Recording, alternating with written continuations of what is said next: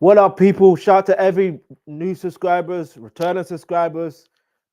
Listen, by the way, my name is Versatile, aka the Akibu. Trust, the name you could trust when it comes to all things reactions. And right now, you see the title. This is part two. All right, part two. So we're gonna get straight into this. No delay of this documentary reaction. Just a disclaimer. Due to copyright purposes, just like the part one, I'm unable to show you the actual footage. And that's just due to copyright purposes. So it's just gonna be this image here for now from Internet Movie Database, and you can still hear me. You know what I mean? That's the main thing. You can see my reaction, yeah. But let's just keep it moving. We are literally minute 13. Ironically, the day that was announced that Tupac died was on September 13th. Yeah, Friday the 13th. I know that sounds mad, but those are facts. Friday the 13th, 1996. Anyway, let's just keep it moving. And then there's like his album after that is called The 7-Day Theory. Like, So I could understand the conspiracies, but forget conspiracies for now. Let's just deal with the facts. Well, let's just react to obviously this documentary first and foremost. Wrap the inside the big and Tupac. Also, they say rap inside the Biggie and Tupac. All right, so let's get straight into it. No delay. Let's go. Make sure you turn on your post notifications, people, because I've got more content coming on the way. All right.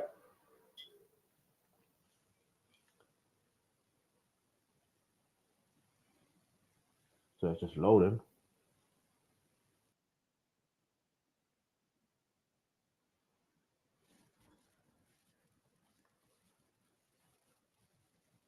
Let's see if I can get to minute 13. Okay, I'll just do it from here, 9 minutes in. Okay, so from minute 19, yeah. All right. Sorry, 19. From minute 9, you got Greg Kading talking about the event in regards to Mike Tyson versus Bruce Seldon, and obviously it's gonna be hyped up. Everyone's gonna be hyped up when it comes to fight night. Everybody, you know what I'm saying? Everybody will be hyped up. So that's a natural thing. But yeah, what I'm gonna do is I'm gonna try and pause every 5 to 10 minutes. All right, so just so I can get things out of the way, just to say certain things. If there are things in between, I will try and talk about it. But yeah, this is where we more or less left off. All right.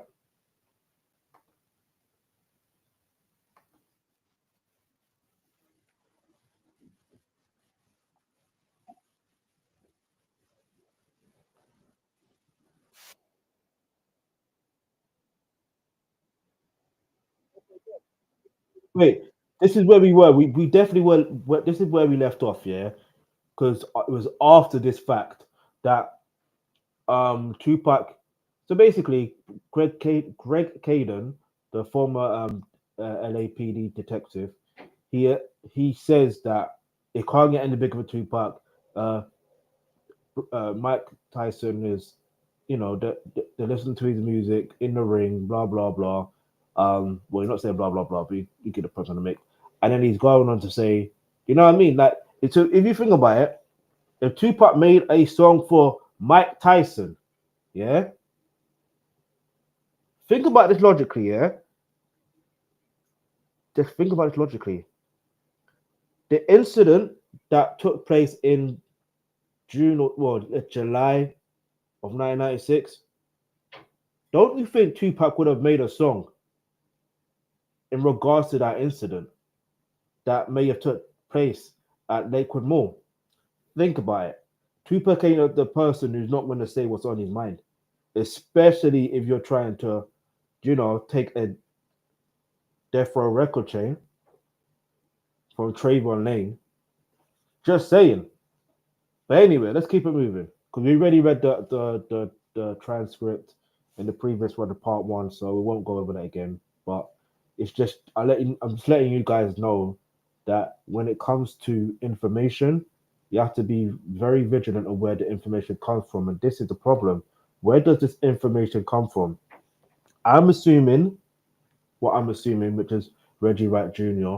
And there's a reason why I'm saying that, allegedly. All right. So, but we'll get into that much further on. But let's just keep it moving. Because it said the source. Source advised this. Who's the source? Why can't you not say the source?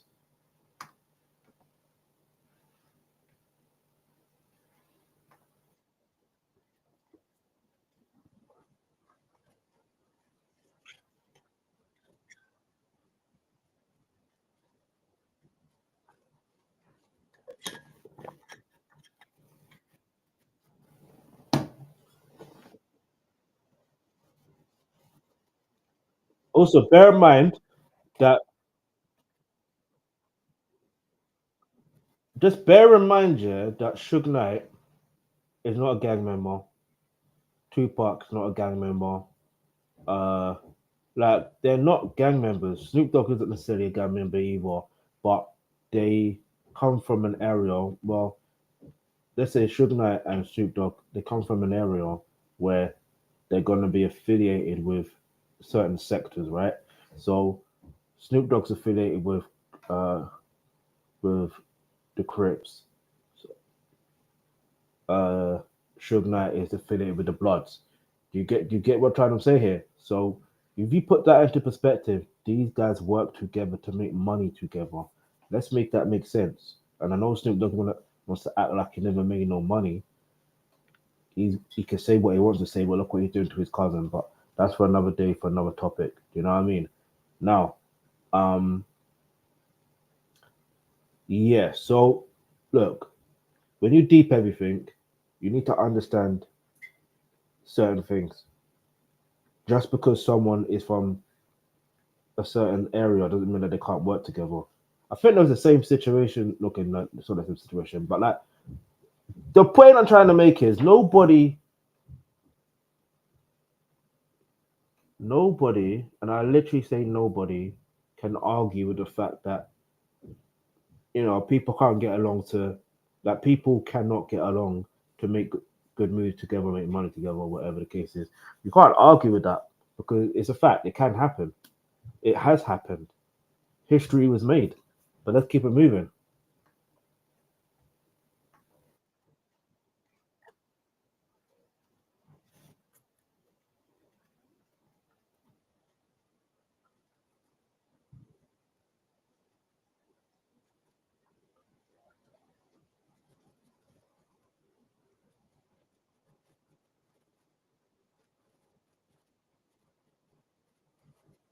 Okay, look. See, here's the question. Yeah, I know I'm going to pause every 5 minutes or every 10 minutes, but it's just that there's some things that I need to. If I've got a question, I'm going to ask it. The question I literally have right now, yeah, is how is it possible? Yeah, no, not even how is it possible. Greg Kading obviously is an ex-detective call for the LAPD. That was his job. That was his job. How did you know Trayvon Lane whispered in Tupac's ear and that triggered him to go off into fighting with Orlando Anderson? How do you know? How did you gather that information? Did you see that evidently? Or is that based on the. Because let's be honest, we only seen a few angles of the clips from the MGM Grand Hotel where, you know what I'm saying? Because that you only see those few clips, but you don't see it like that. You know what I'm saying? You don't really see it like that. You don't see that person whispering in Tupac's ear like that. Like you genuinely don't. If there's a video out there, let me know and I'll react to it. But I haven't seen it. Like I literally have not seen it. So and then the question becomes if Greg Kading knew or found out about this, how did he find out about this? And then did he speak to Trayvon Lane? Maybe we'll find out in this documentary. For my record, from my recollection of watching this documentary years ago, I don't think he's spoke to Trayvon Lane or even attempted to. Because that would be the first person to speak to. Speak to him. Speak to Trayvon. Speak to the person who whispered in Tupac's ear. Like, where is Trayvon Lane? Where is he? Because you see, when that trial happens with Keefe D, he needs to be a witness on the stand. He needs to testify. Like, he needs to testify. I don't care. Call it ratting, call it snitching. I don't care. He needs to testify. Otherwise, if you don't testify, that just shows that you're complicit. That means you were used as a pawn to create this narrative that, oh, this is why this happened and this happened. But let's keep it moving.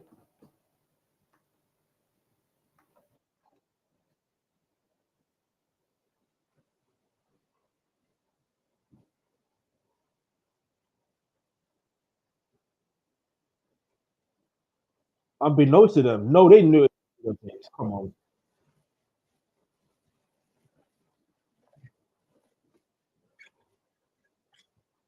The security did nothing. No, wait, time out. The security did nothing. I know the image could be a bit blurry for the CCTV back then, yeah, but I swear to you, the security did nothing. Only one of them most probably was called in and say there's an incident, blah blah blah. Fair enough. That's what they can do. That's all they can do. But you don't see none of them trying to.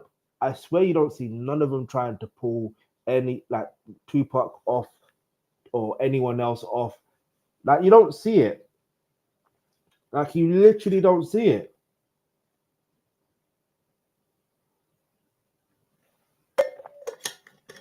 Which is very strange to me.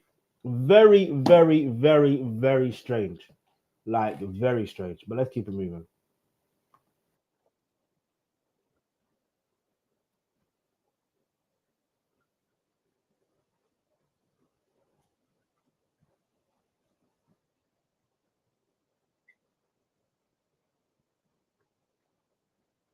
Where's Trayvon Lane in this, though? No. Where's okay? Wait. I have questions. I have another question. Where is Trayvon Lane in this? We obviously see Suge Knight walking. Do you know what I mean? With Tupac, we can evidently see that, right? Like, I mean, he's hard. Like, you can't miss him. He's there. So, but where's Trayvon Lane? Because why would he whisper in Tupac's ear, knowing he would potentially do what he did to Orlando Anderson? Why couldn't you fight that fight? Or did you fight that fight? Otherwise, you're a coward. That's like running to your big bro and be like, bro, they beat me up. They took my stuff. They took my chain. They took my sneakers. Can you go get it back for me, please? You know them ways there. Like, no, if you're a little sibling, you understand. It is what it is. You know what I mean? Sometimes you have to get your big brother, and it is what it is. But like, other than that, all jokes aside, though, yeah, like, where's Trayvon Lane in this?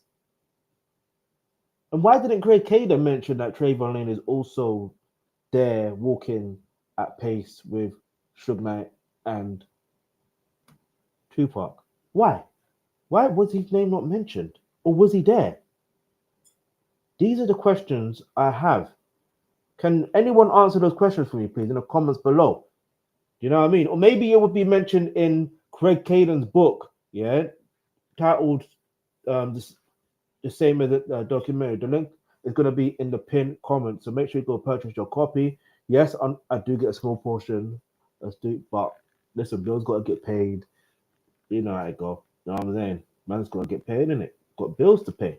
You hear me? I've got bills to pay. Like, bills to pay. Bills to... Anyway, let's go.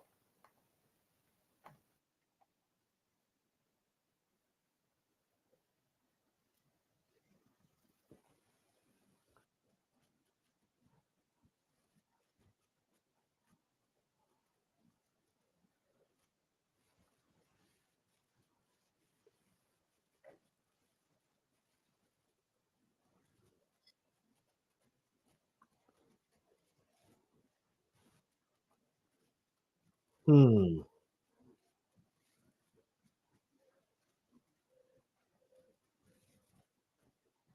Okay, I don't like this. No, I don't like this narrator. I don't like this narrator. I don't like his narrator. Like, um, listen, to say Tupac wasn't a real gangster, but he just picked a uh fight with a real gang member. No, I don't like that narrative that someone's trying to the person trying to spin, because it's not even like that. Again, what did they whisper? What did Trayvon Lane, if it is true, what did he whisper that set Tupac off? What did he whisper in his ear that set Tupac off to go stomp out Orlando Anderson? Like, what did he whisper in his ear? Because you can't say he started it, because he didn't start it. This is the whole thing. Like, think about it logically, yeah. Like, he did not start it. So how is you saying, oh, we just start? You're not a real gangster. He didn't start. Do you know what I mean? And aside from that, Tupac is always, not always, but like he's been rowdy anyway. Do you understand? He's had fights before. This ain't his first. This was not his first time. Do you not understand? People need to understand. It doesn't matter whether the person was a gangster or not. Do you know what I mean? A gangster or not? What does that even mean, gangster? What does that even mean? You know what I'm saying? At the end of the day, the whole point I'm asking, the only reason I'm asking these questions here is because this is where we'll eventually get the answer and the real truth to what really happened. You understand? Because let's be real here, there's clearly more to it. Because if Trayvon Lane whispered in his ear, then didn't Lane start it? Okay, then if he didn't whisper in his ear, who threw the first punch? Who knocked over Orlando Anderson for him to get stomped out? Do the maths, do the English, do the science. Do you know what I mean? Don't do just foundation, do intermediate, do advanced. Anyway, let's keep it moving.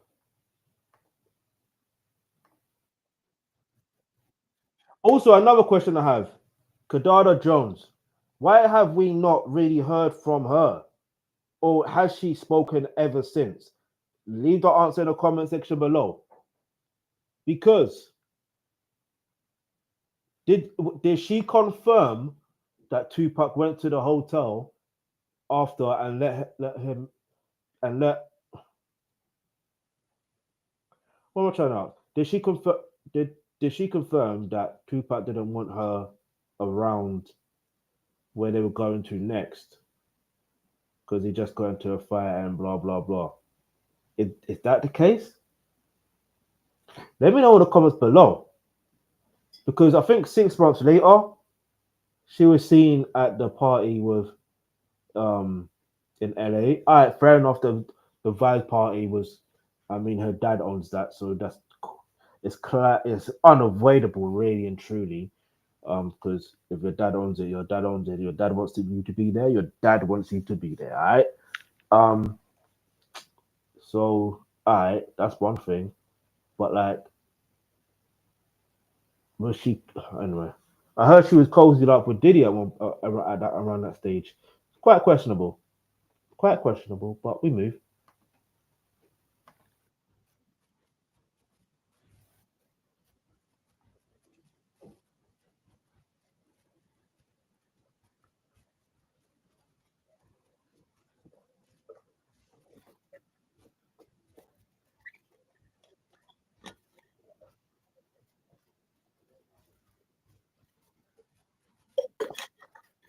Top the cap. We know uh, Mike Tyson doesn't go to clubs after a fight. We know this already. Don't ever do that again. Don't lie on it.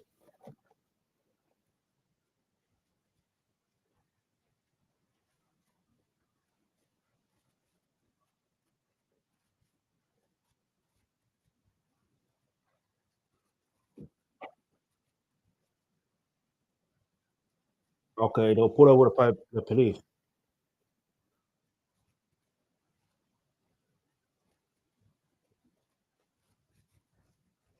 Okay, Shalene Turner, a witness apparently.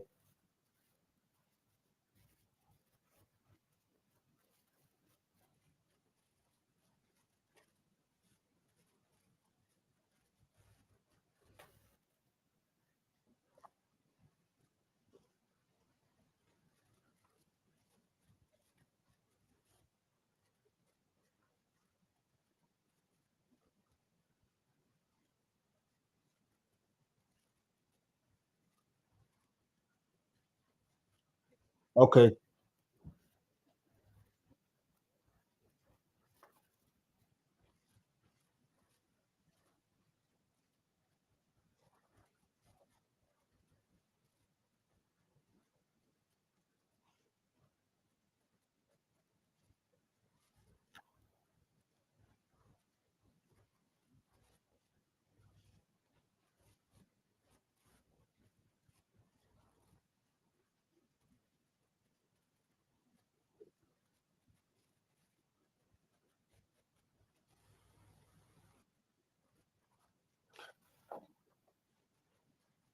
hold on. We're gonna here. All right, we're gonna. What we're gonna do? We have to analyze this deeply, yeah. Because to me, this sound like a setup. I'm not saying these girls were part of the setup. I'm not saying that. Okay, I'm not saying that. But it's not far fetched to believe that. Okay, no, let's rephrase this. I'm not saying they're part of the setup, but let's ask this question. Yeah, we're gonna rewind it. We're gonna rewind it from here, and then we're gonna talk about. We're gonna read the captions properly and just understand this for a moment, right?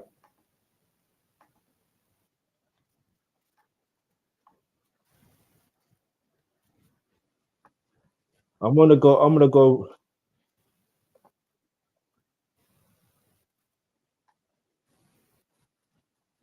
All right. So watch.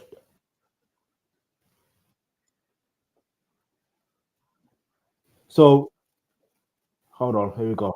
You want to watch one or two Tupac should will consistently fixed vehicles. Yeah. As the current making a towards 662 club on the fifth Vegas Street. Shook now has his music blasting. Tupac has his passenger seat. They're having a great time making it traffic. Okay. Okay. All right, Suge Knight is pulled over by the police for having music too loud. I'm going to have to pause it every so often so I won't sound like I'm muffling my words. So just to get that clear then, so just to make things clear, the police stopped them for playing their music too loud, basically, because it's illegal to play music loud in Las Vegas at night, I guess. So the question is, they pulled them over for how long? Who were the officers that pulled them over? And where are they now? Are they retired? Where are they now? Again, I'm not saying they're part of the setup. I'm just asking a question. Where are they now? How many people did they stop that night? Do they have a record of events of what happened that night? Just a question. How long have they been in service? It's just a question.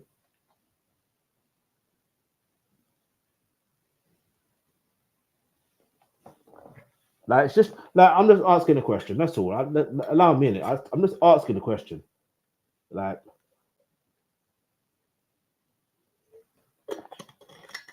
but let's keep it moving.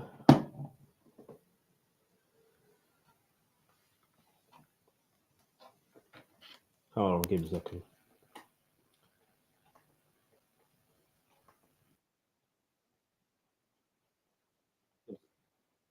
So two girls basically recognized Suge Knight And basically, long story short, they decide to follow the caravan. So, because they were like, she was like, they're shook. So that's Shaylin Turner. So this is a police interview. Um, and there were police cars, and they were the police were going through his car or something or another. Okay, okay.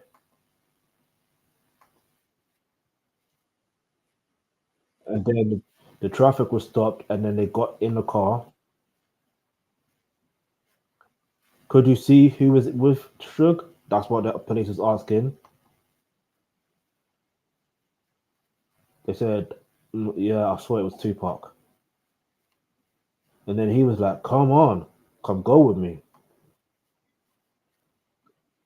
Come go with us. We're going to 662." I should, and just deep this for a minute, play by play. As Shug is pulling away, the girls fall. This is on Las Vegas Boulevard, yeah?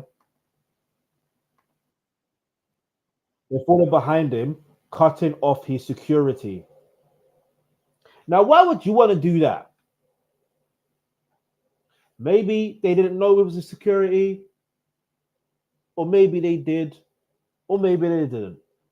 But why would you make why?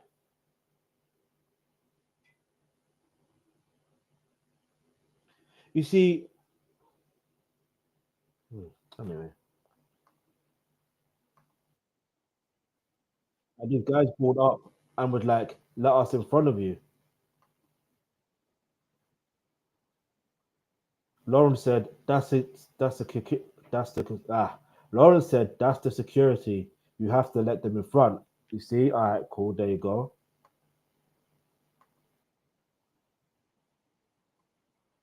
The caravan continues down Las Vegas Boulevard until they reach Flamingo, where they turn toward the club. So Ingrid, I believe that's her name, or is it Shaylin? I don't know which one's which one. But it goes. She goes. We were kind of arguing about it because I was like, "We're this big entourage with all these people," and I was like, "This isn't really us. We're not entourage or groupie kind of girls." But here's the thing: here, if you see this, there, why is this other woman looking at her, and I could be wrong, I'm just looking at the body language of it all. Why is she looking at her like, you better say the right thing, you better not mess up? Because if you mess up, I will have to correct the conversation, the events that may have happened. That's what that looks like. And I know I just paused it, yeah, but like, again, I'm just asking questions. And like I said, I'm not saying they're part of the setup, but I'm just asking a question. All right. So let's keep it moving.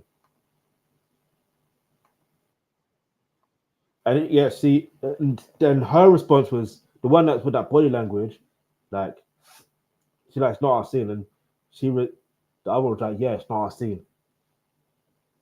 it's not our scene at all. Yeah, so I'm like, okay, we'll go. I know where the club is at. We'll go. Yeah, we'll go check it out. And they reach the intersection of Flamingo and Koval. The girls, the girls decide to get out of the caravan and go to the club ahead of them.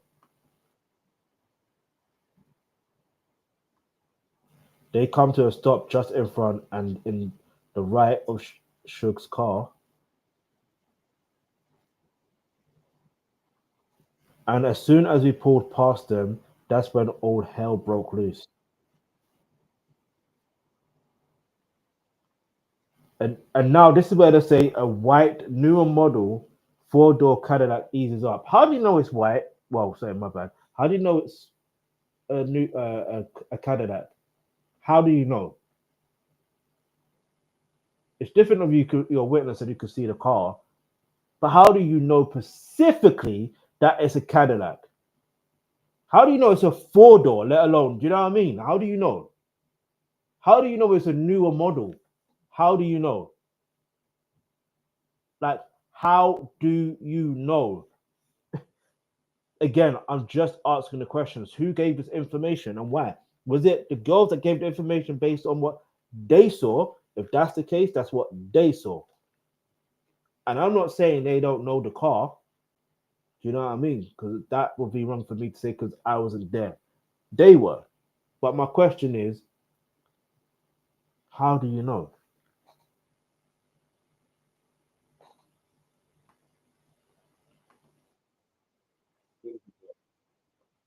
So basically, the car easy up alongside Suge's BMW, just outside of where Tupac is seated.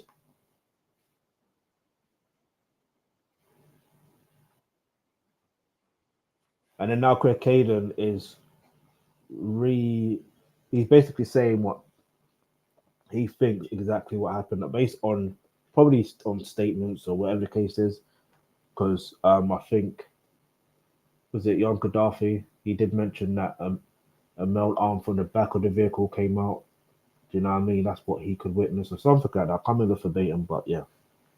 So it says a male in the back of the Cadillac leaned across and discharged the firearm 9 times, hitting Tupac 4 times.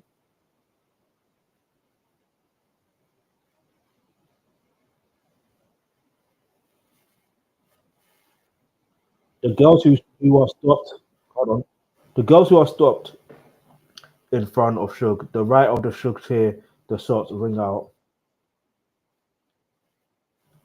Now, just them not saying that. They said they're the ones that said it was a white Cadillac. So one that says, I remember it was a white Cadillac around the woman was like, and oh, sorry, I remember it was a white Cadillac, and the woman was like,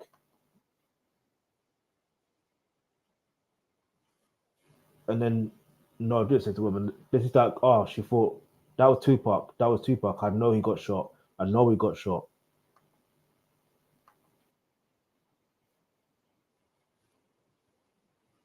Instinctively, they try pull away from the situation. As they're doing that, white Cadillac is also running forward.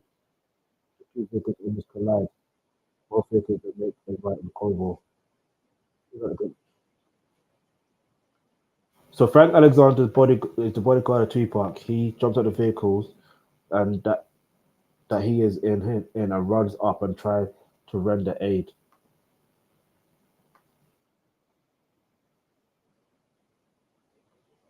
Suge immediately pulls away and does a U-turn, effectively leaving, leaving Frank Alexander standing there alone in the middle of the street. Okay, I can see how that looks. Yeah, I need to let me do this again and just pause this every 5-10 minutes because there's a lot there's a lot here. There's a lot. Um, and I'm looking at the time and it's like raw already. But anyway, so to cut a long story short, yeah, there's still questions because some people be like, why did Shook pull away? Well, first of all, instinct is instinct, right? Someone clearly is like if you go that way, there's no telling if they're gonna turn back and they're gonna try and continue. You just never know. You just never know, right? And also, people forget, yeah, Suge Knight was also hitting the back of his head. So he's not, I'm not gonna say he's not 100% there, but I don't know. I don't know. He was grazed in the back of his head. Well, he likes to say got a bullet lodged in his head, but I don't know. But anyway, that aside, we have to understand just because he left Frank Alexander out there trying to render aid, I know it looks mad, but it's like, what do you do in those situations? Everything is just instinctive at that point. You understand? There's no plan in ahead of, or even if there was a plan ahead, sometimes all that plan goes out the window. it goes out the window. But let's keep it moving.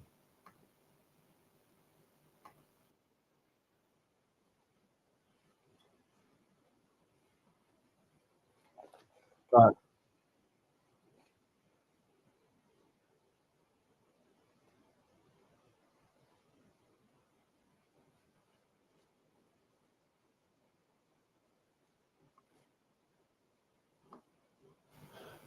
so obviously, Tupac was transported to hospital, and then obviously fought for his life for 6 days there. But you know what's annoying about this whole case? This I'm just left with questions. Here's why I'm left with questions, because no way did they say, oh, the FBI was following them, or do you know what I mean? At this time, no one, Greg Kading hasn't mentioned that yet. And if he doesn't mention this in his documentary, that's very telling. However, I will say this though. I believe Kevin Hackey was an FBI informant. He didn't work for the FBI like that, but he was an FBI informant. Now, he was trying to bring down Suge Knight, I believe, allegedly.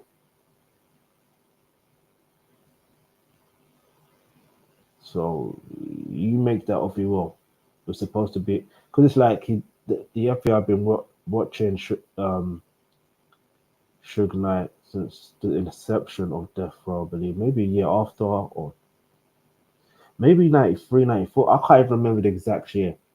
But even then, that timeline could be completely wrong, and it could be that could be said because they were, you know what I mean? That you don't even know. They could say that so you could be thrown off to make it not look like they didn't really start watching until Tupac came into question onto that label, and then that's when they started to. Yeah, like there's bare questions to ask, but that sounds like conspiracy, isn't it? So forget conspiracy for now. You know what I mean? But let's just focus on what these potential facts are. So we know. Again, my question is, how did the Cadillac get away? And are you telling me there's no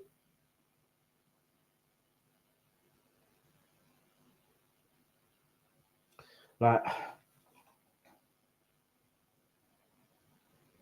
Are you telling me there's no CCTV footage?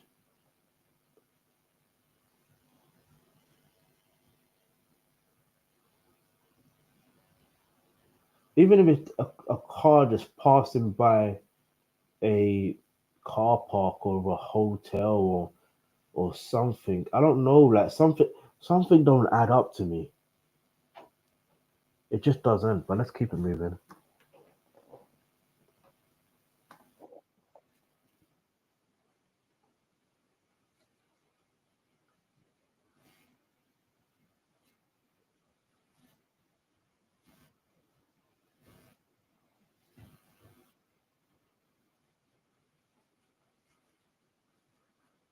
Okay, there you go.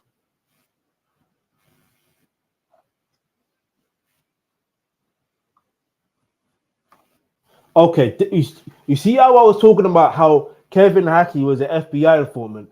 It's literally in this documentary. I watched this year. They said Kevin Hackey went to the hospital, was in hysterics, or whatever the case may be, and basically said an agent there to investigate the case. I don't know if he meant this case, but he said the media was positioned outside the hospital and could provide bad press for both Las Vegas Metropolitan Police Department, the Compton Police Department, or Compton Unified School District Police and UMC. I then asked this individual, who still had not identified himself, to step inside the hospital corridor. At that time, this individual stepped inside. I then explained to him the severity of what was going on. I explained to him that we were here because of potential of any violence or any safety issues that might possibly occur. There are concerns that our concern is that no one is harmed to be harmed due to the shooting that had occurred. Reference Tupac Shakur. Look at this for Tupac's name. Tupak. Wild. Um, that whole That's our sole purpose, was to provide safety and security for the individuals working in the hospital and for the patients. So they were doing their job. Like, who are you, bruv? Like, who are you? For real, like, who are you? Step away from the building, bruh. But step, like, who the are you, bruh? Hear me? Well, you want to be in hysterics.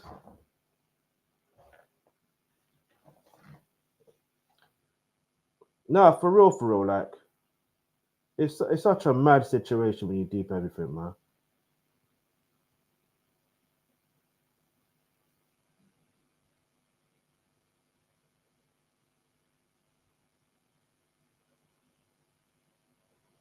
Anyway, so I had to do something quick. All right, so I further explained to this individual that he has identified himself as both an FBI agent and security. Why didn't you just say that from the very first minute? Just say you're from Right Way Security, work, and that is an affiliation with Death Row Records. I'm here on business. I'm here to protect my client. Why didn't you just say that? Like, why did you not just say that from the first place? That alone makes him seem very, very suspicious to me. Very suspicious. Very, very suspicious. Leave your answer in the comment section below if you believe that Kevin Hackey is suspicious, is a suspect in this case as well. No disrespect. I'm just saying that based on events. Anyway, and he had failed to identify himself to other police officer, and that he is now acting in the official capacity of the police officer due to the way he had identified himself verbally. I explained to him that if he is a friend of the families or is here on official police business or whatever his purpose was, that he needs to come clean and tell us what exactly is here for so that we can resolve this problem. At that time, this individual handed me a Compton Unified School District. Doesn't say it properly, but yeah. Let's see what else it says. I then advised Mr. Hackey that the purpose of the medical staff here is at the hospital to provide best care for Tupac. Okay, I read that. Where was it? Okay. I said I advised Mr. Bahaki that the purpose of medical staff here at the hospital was to provide the best possible care for Tupac, and the purpose of security here for the hospital to provide the security so that there's no harm done to anyone or the patients. The reason that we, the Las Vegas Metropolitan Police, were on the scene was because that was not possible due to this. The reason that we, the Las Vegas Metropolitan Police, were on the scene was because that was not possible due to the disruption and what had occurred at the hospital. That doesn't sound right. Wait.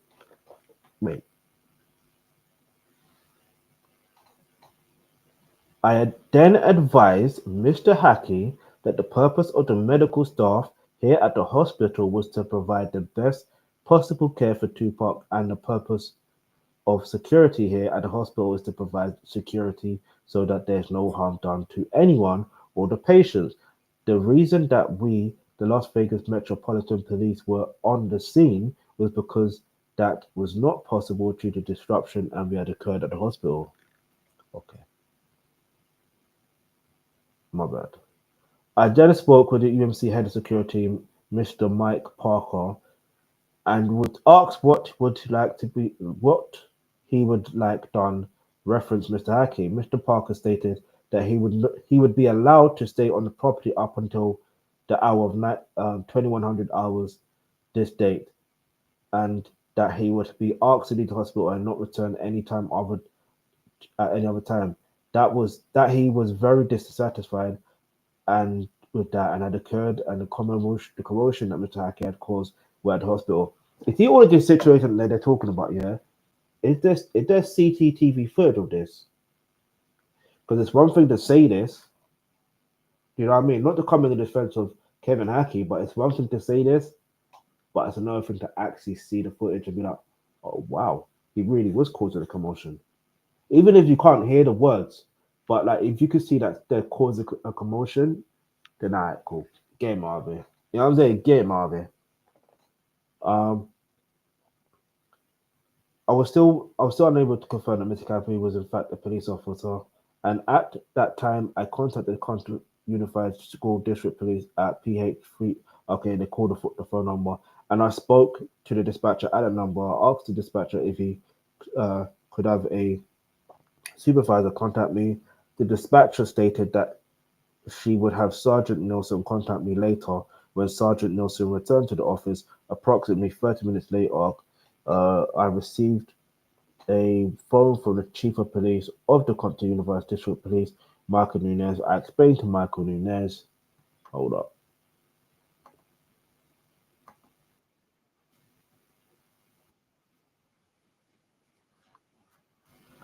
Greg Kading is literally stated word for word, Haki will play a major role in some of the big conspiracy theories.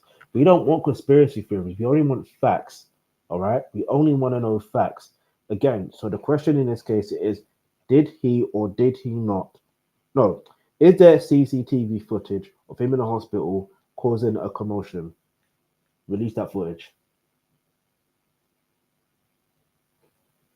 Release that footage. Let's see it. If he is, then that means just based on how he was reacting or acting is very suspicious. I mean, he worked for Right Way Security, right? Guess who owns Right Way Security? Reggie Wright Jr. Now, keep that name, keep that name, keep that name in mind, all right? Because listen, you have to ask the questions. You have to let things realize, okay, now that adds up. Let's go.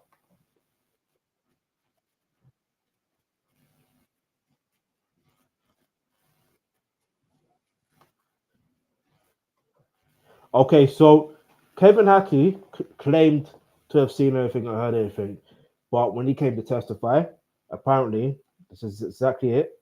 He says, one of them, Kevin Hackey, has told the Los Angeles Times that he suffers from severe memory lapses resulting from medication prescribed for stress condition. Yeah? Ninja, what? How convenient? How convenient. And then you're an FBI informant as well. Do you see what you see what I said earlier? When I said when it comes to the FBI's alleged involvement, and I'm saying alleged, it's like, okay, we know that Kevin Hackett, this is probably going to be for another day for another topic, but we know that he's in a situation where he has to be in control of seeing what's happening with the whole Suge Knight situation and blah blah blah. Yeah, but I said that could be used as a coy to be able to get into the situation where making people believe it's that when really and truly they started following from when Tupac was there. Just saying. But anyway,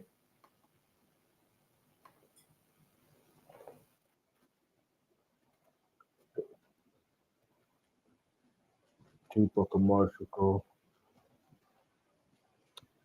on the 30th of September. Mad.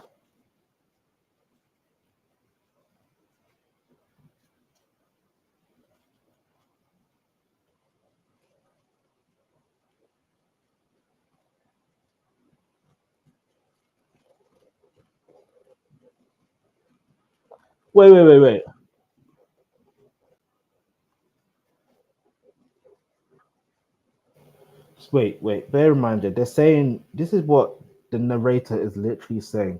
He literally said that with Tupac um situation with that loss, Suge Knight didn't. Most people weren't cooperating, but aside from that, most people assumed that Orlando Anderson had something to do with it. But hang on, time out for a moment.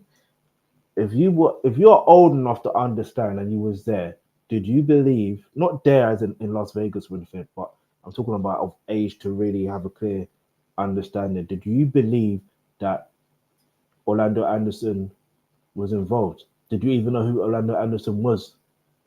I'm asking these questions, yeah, because I'm like, there's something that doesn't quite add up. Do you know what I mean? And yes, the police are supposed to investigate.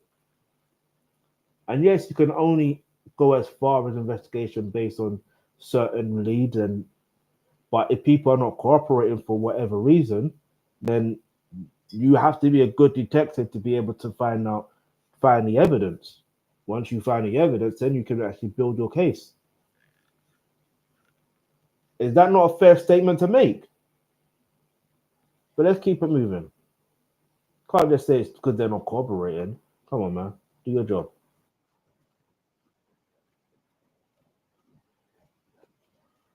Oh yeah, Sugar Knight got invited his parole and was sent to prison for 5 years.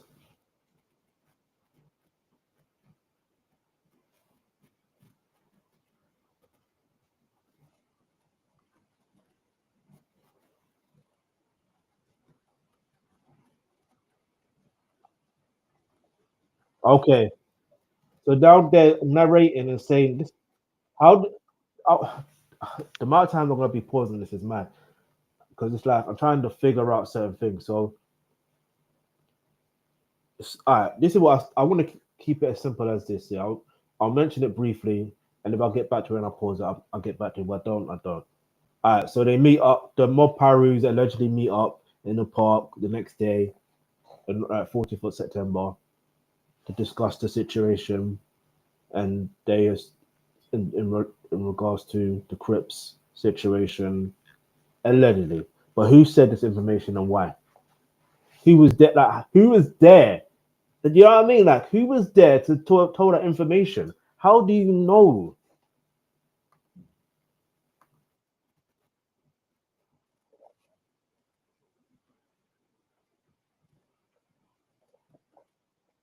Allegedly, a gang war occurred.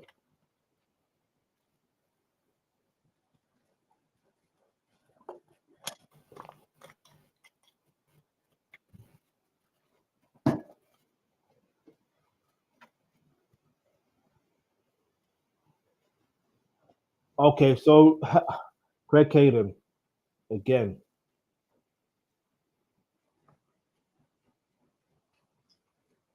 again with his misinformation. But I'm talking about in a minute.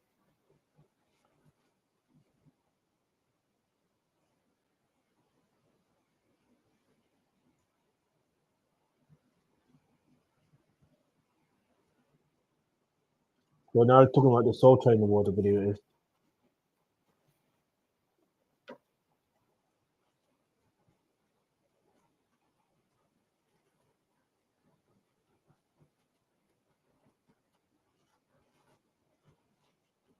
Okay, okay, we got to talk about this. This guy is trying to paint a narrative.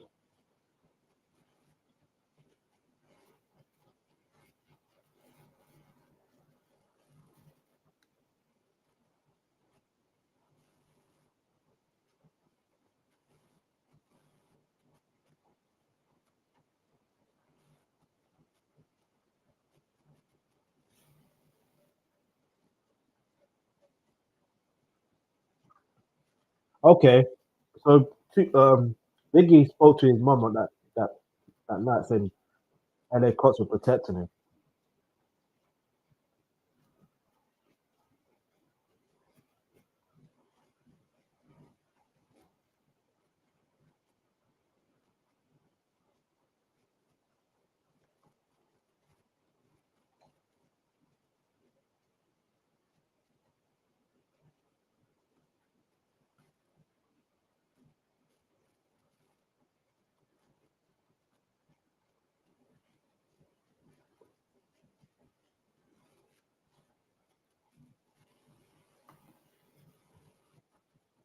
Okay, yeah, there's things we got to address here. But this is mad.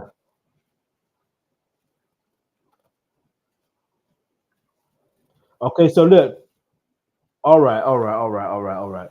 So the LAPD was called because the crowd was getting too big and fire marshals came to shut down the whole event. Um, but there was many people there. The Wayans brothers, well, some of them. Let's just say that because we don't know all of them was there. Miss Yellow was there. You could evidently see there's a video of her, Miss Yellow dancing. Evidently see her. Um, who else was there? But anyway, forget all who else was there. What matters is what I've got questions is in regards to the Soul Train Awards. Yeah, that's one thing, right? So there's a mention of the situation between the Fruit of Islam and Babwa Entertainment, right? Now, one thing that is 100% accurate is that Mustafa, who happens to be the Honorable Minister Louis Farrakhan's son, he clarifies. I mean, so he softens the altercation that was potentially going to happen. Yeah. Now I don't know who the other person was or other groups were. They tried to say it's the Fruit of Islam, but I doubt that very much. But I could be wrong. But I would like to hear Mustafa speak on that. These are the things when it comes to documentaries. I feel like if the person is available to speak, they should be able to speak. If you can't get them to speak in a documentary, then just say you put a question out. Same way with the documentary, the Sean Combs, The Reckoning documentary, where they asked um they asked who did they ask?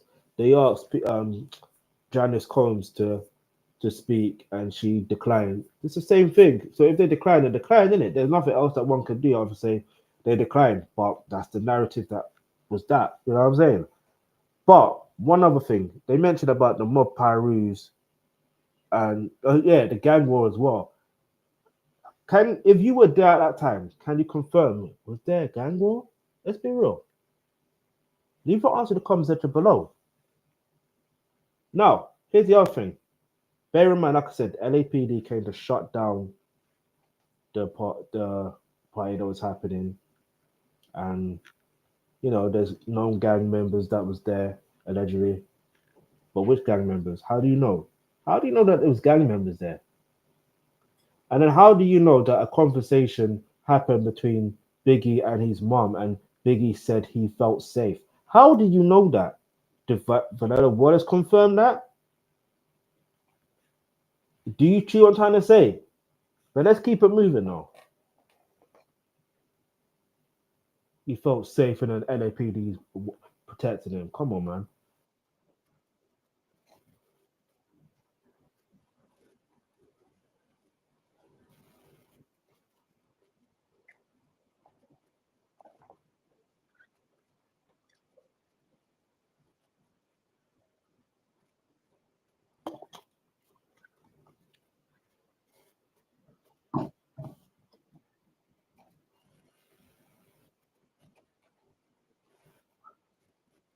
Okay, we gotta read this. So this is a statement, inscriptions, caliber revolver. Anyway, I think that's the weapon that he was. Yeah, mad reading this. So approximately 0500 hours. No, that's not 0500 hours. That's like 12 o'clock in that 12 o'clock. 5 minutes past 12 in the morning. Uh, a revolver caliber of shots was fired. Fire department of Russia was broadcast with description of a M black. I can't see the rest of it because it's not zoomed out. I mean, it's very zoomed in. Zoomed in. It's very zoomed out, so I can't read that fully. Um, says suspicion black something of Orange Grove Avenue approximately 30 minutes later. In fact, no, wait, hang on. These are important information. Don't know what it says there. It says something with a LIC plate. LIC plate. Bear this in mind. This is how I know, yeah. None of this can be unresolved. I don't care what nobody says. None of this can be unresolved. Because if this information is here, why can't they find who did it? So it says LIC plate of, and they put the plate number there, but it's blurred out. Why is it blurred out? Why can't we see it? Anyway, Inc. 00300 suspects of Orange Grove Avenue. Approximately 30 minutes later, at the location resulting in homicide. All right, let's continue.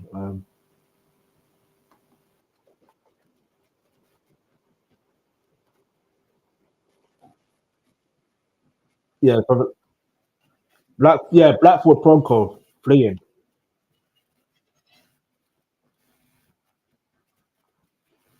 Okay, see, Greg Kading said they would later believe it's part of a diversion that later resulted in Biggie's unfortunate situation.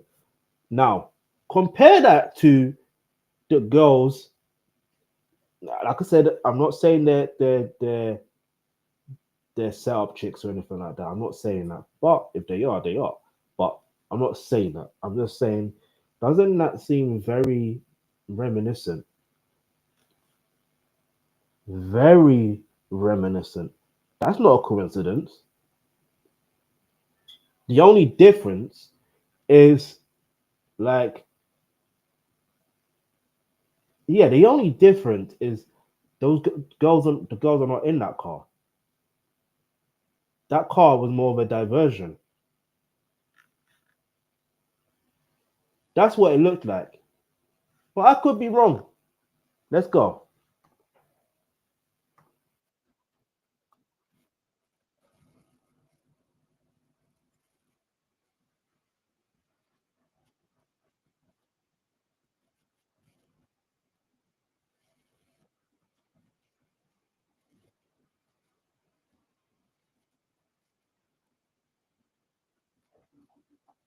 Okay, now they're talking about Eugene Dill. Yeah, Gene Dill.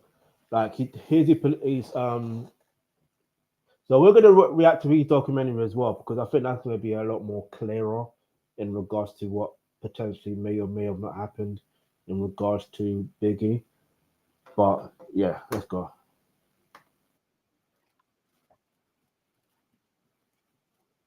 I turn that corner. He's right there. That's this guy. First against of Islam. He had blue suit on, white shirt, blue bow tie, black guy.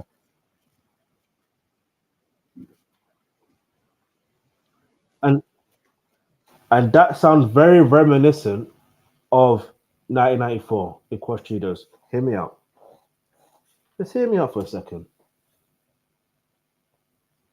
The person that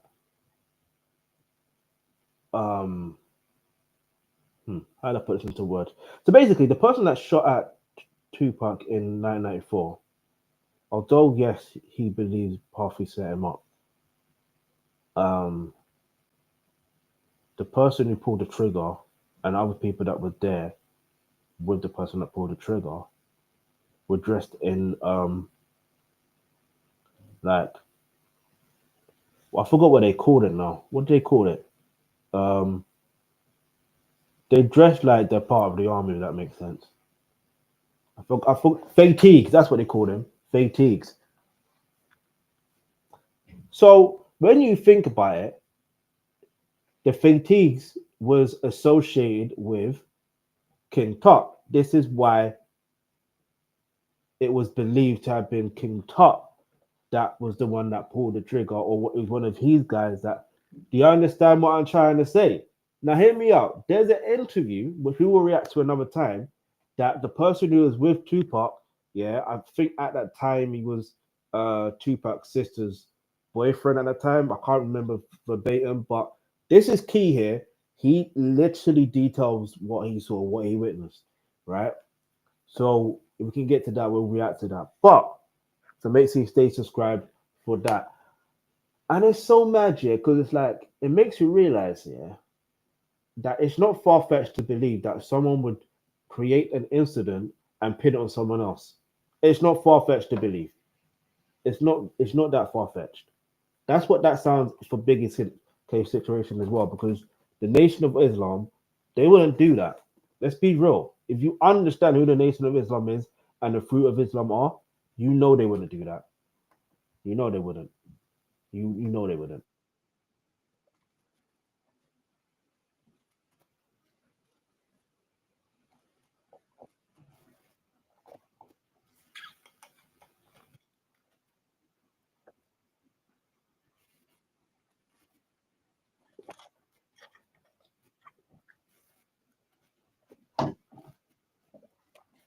Okay, now we got to read. This is magic. Okay, wait. We're gonna have to go back, go to this bit by bit, like we were analyzing the first one, Tupac situation. In the first one, a green suburban, Coffee Collins was in the front passenger seat. In the back with three bodyguards, including Jill, with accessories by Money Young. Biggie was in the front passenger seat, and then he's back in the back was his cousin or Caesar. They're not family like that, apparently. But anyway, we keep it moving. I mean, yeah, let's say little Caesar and two others. And the third and last SUV was a black Chevy Blazer. It was driven by an Inglewood School police officer named Reggie Balladok. Laylock. The passenger seat was bad boy head of security Paul Ford. As the first SUV with Puffy is pulling away, they're looking over. They're looking over their shoulders, waiting for Biggie to finish loading into his Suburban. Meanwhile, the third SUV is in the street, behind Biggie, blocking traffic so he can pull out.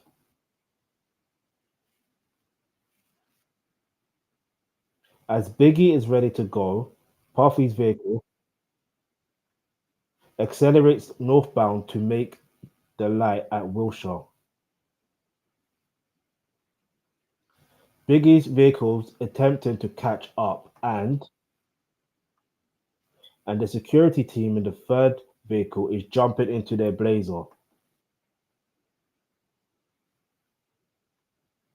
At that moment, a white SUV pulls in front of the third SUV, momentarily cutting off security from Biggie's vehicle in front of them. Like, pay attention to all these key details. Yeah.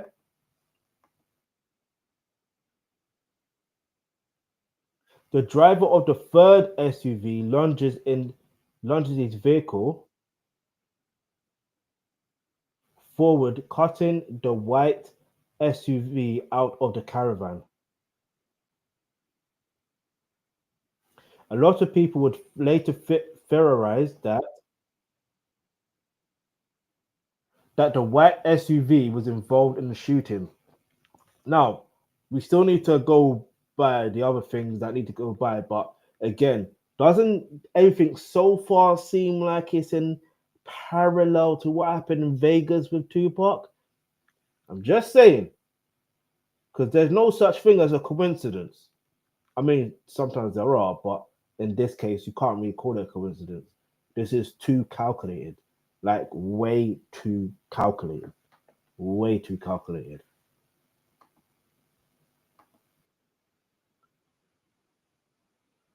As this is happening, a darker, newer model Chevy Impala pulls up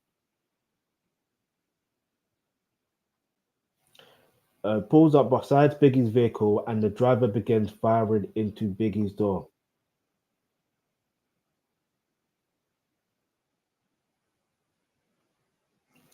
The shooter was described as an African American male. He was seen holding a semi-automatic pistol across. It's funny, they showing the picture of someone, although their face is blurred out, that person looked like a Caucasian male. That's what that looks like, or at least a Caucasian. But black people can be very light too, and because anyway. But that's neither here or there.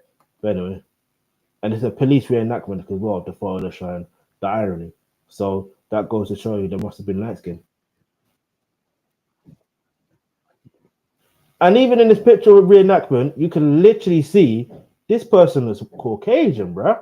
Anyway, it says he's bodied with his left hand on the steering wheel. How do you know this information? How do you know where he's positioned? As in, like, how do you know it was his left hand on the steering wheel and he's shooting from another hand. How do you know that? I mean, forensic scientists can do their magic when they do the research, so understandable, but how do you know this information?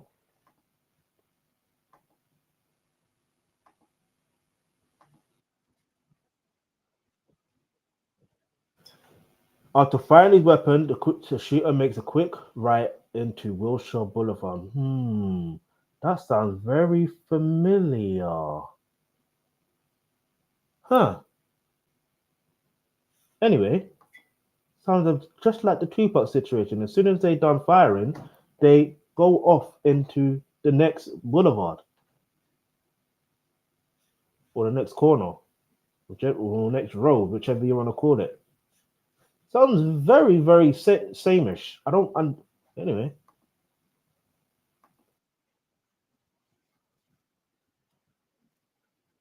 the security team and the Blazer attempt to give chase, but the Impala gets away. Meanwhile, Biggie's vehicle has come to a stop, and and made a Puffy's vehicle made a U-turn and rushed back to see what has happened.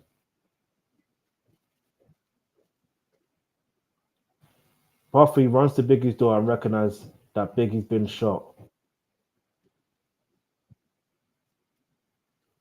He opens the door, but Biggie's unresponsive.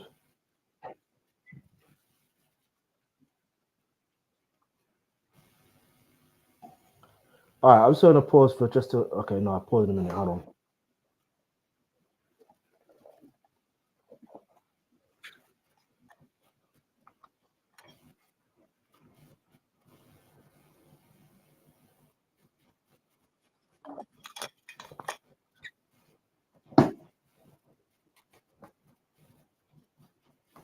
So basically,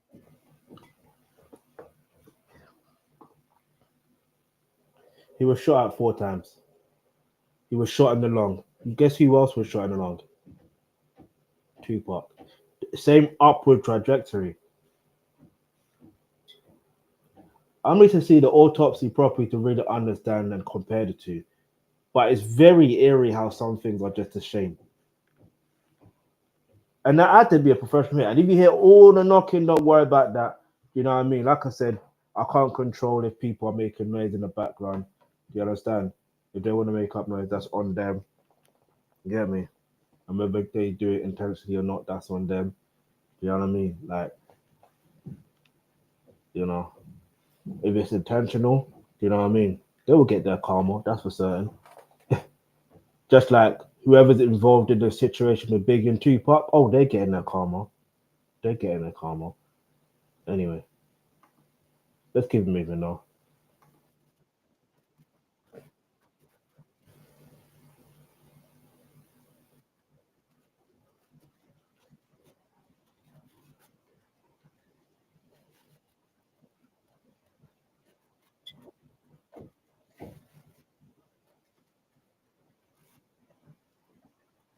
Yeah,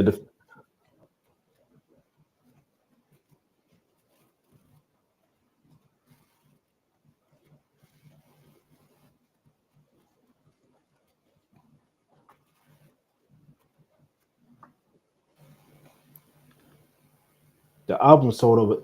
Okay, now that we know that Biggie allegedly paid for his own funeral out of the recruitment of his music, and the album sold over 10 million units.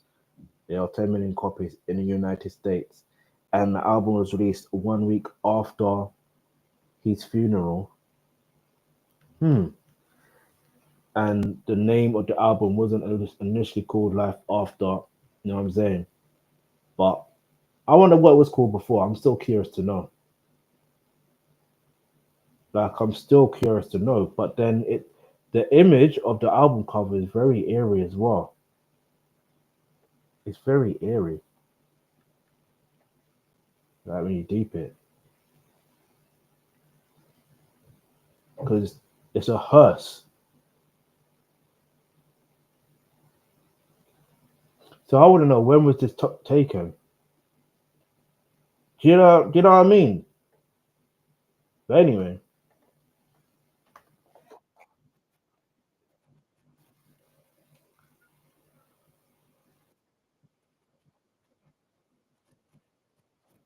Kelly Keeper's the investigation, and then Detective Russell Poole ended up being the same, and there was police corruption in red parts.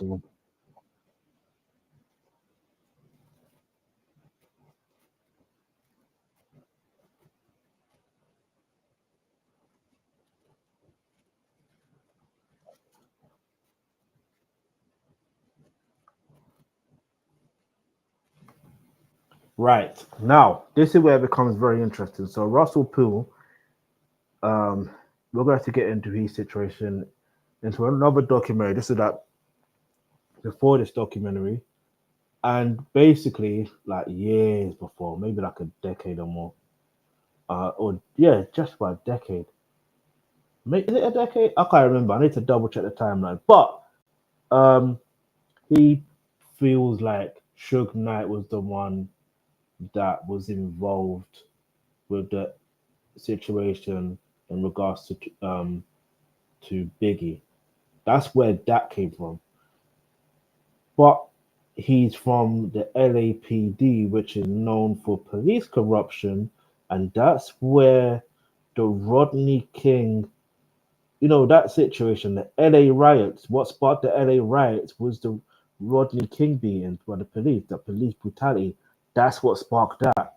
But you know the irony of that? Tupac was there at one point, in one of the riots, like him, and I think who else was there?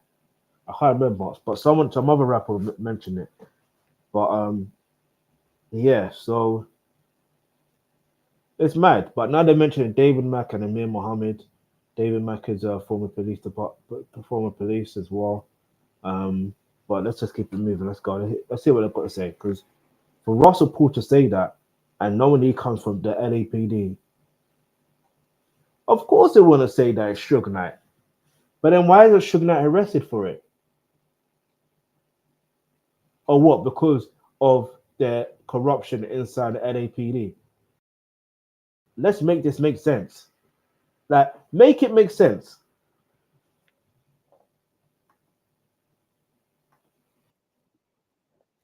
Because think about it, if Suge Knight had that much power, I guarantee you he would not be in jail. Man got put in jail because he violated his probation. You do the maths. Like if you violate your your probation, you're gonna have to go back in jail, right? But if you violated his probation and he had that much connection and that much power with the LAPD, I'm sure they will be able to pull some strings. I'm sure they should be able to pull some strings. Just saying.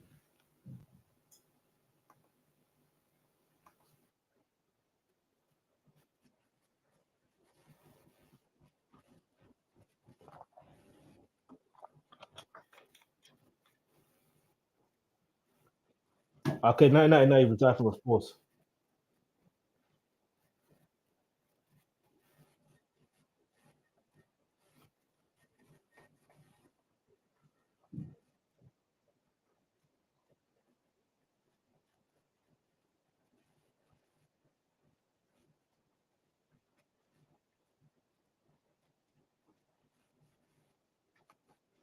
Okay, so Miss Wallace also files a lawsuit based on they're saying it's based on the theory, but how do you know?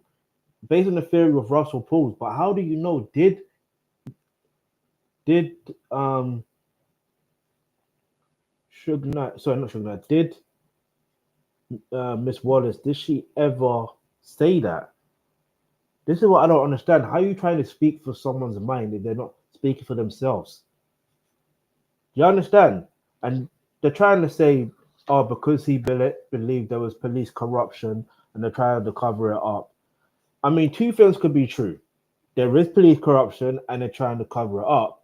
But what they're trying to cover up is trying to cover up the cover up of the whole situation. So it's like, how do I explain it? You know, when you've got let me use this for example. I've got this paper in my hand. Yeah, let me see what this is. I've got this receipt in my hand, right? Now, think about it this way. Yeah. If I was to turn my hand over, and obviously, you've obviously seen what I've done, right? Now, if I open my hand, guess what? The receipt, the paper isn't here. There's nothing in here. That's what it is. It's basically covering up a cover up. That's what that is. So, as much as Russell Paul is correct, there is police corruption and police may have involvement. It's more of it's a deterrent to say police are involved, but it's this police that's connected to this guy. But if he's connected to that guy, why was he still put in jail?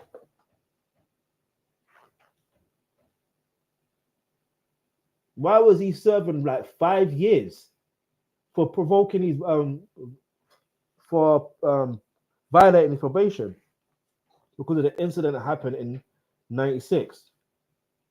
Think about that for a moment.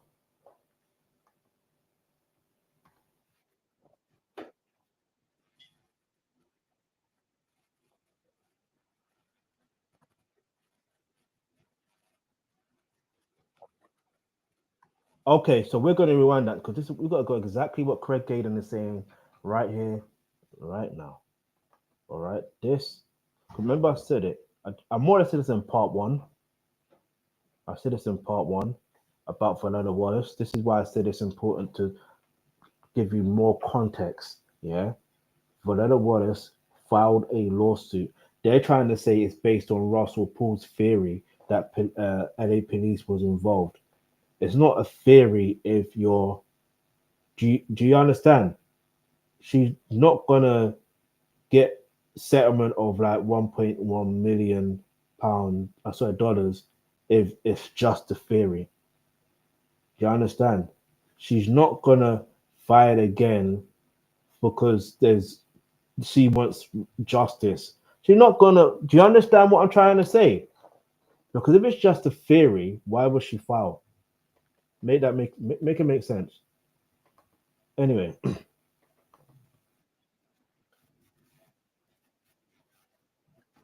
let's based on this spirit, Biggie mother and the state filed a lawsuit. So basically, filed a lawsuit against the city of Los Angeles and the LAPD. So the wrongful by lawsuit would wind in its way through the courts for years, right? This is Craig Cato talking now, right? He said that at one pre-trial hearing, the judge indicated that if the LA City,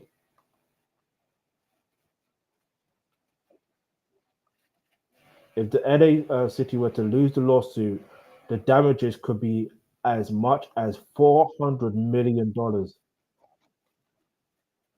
which is biggest smallest estimated lifetime earnings value. Now, let's do the maths. Greg Kading, ex LAPD detective, he also made a book, just like Russell Paul. He also is part of a documentary. This is the first documentary that he was in. Now, let's make it make sense. The timeline of everything. I'm just saying, all right? I'm literally just saying. If you want full details of what went down and Craig Kading's thoughts and anything, the link to his book is going to be in the pinned comments. I recommend you go check that out. Go get your copy. I'll get a small commission from it, but it is what it is. But yeah, man, let's keep it moving on.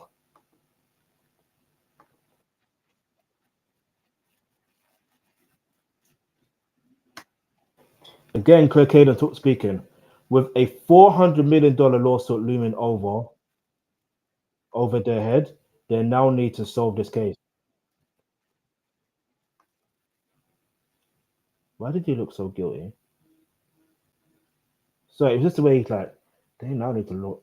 I don't know, explain it. You know, we can see someone's got something to hide. I don't know.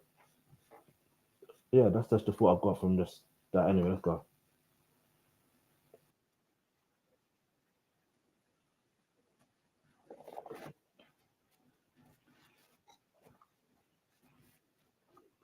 Okay, so basically, he was called to look into this case, cocaine, and I was talking about his situation.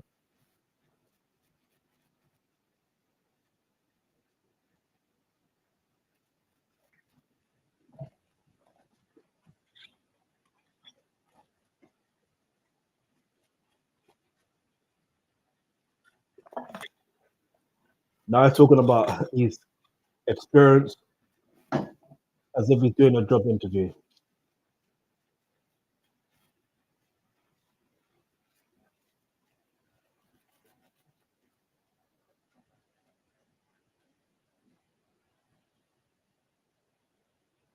Um, yeah.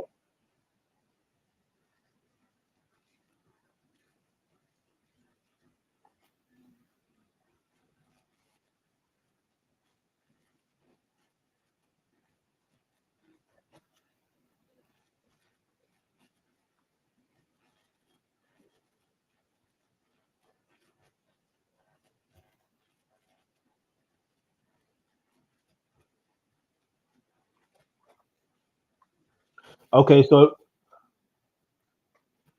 the FBI got involved and DEA.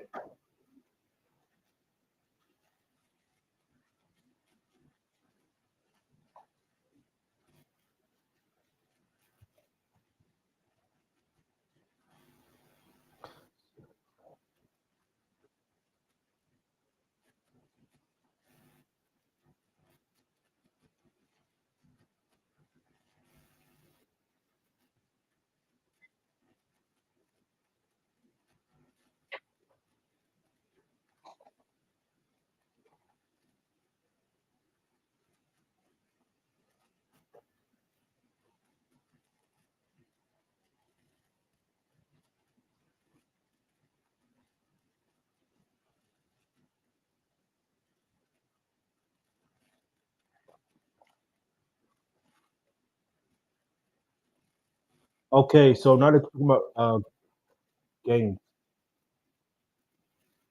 It was, I'll talk about some in a good in a second. I just want to get.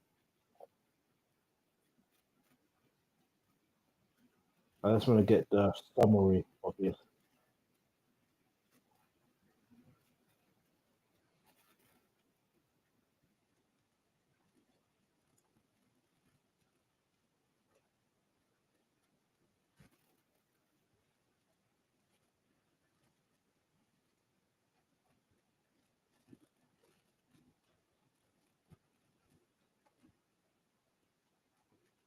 Okay.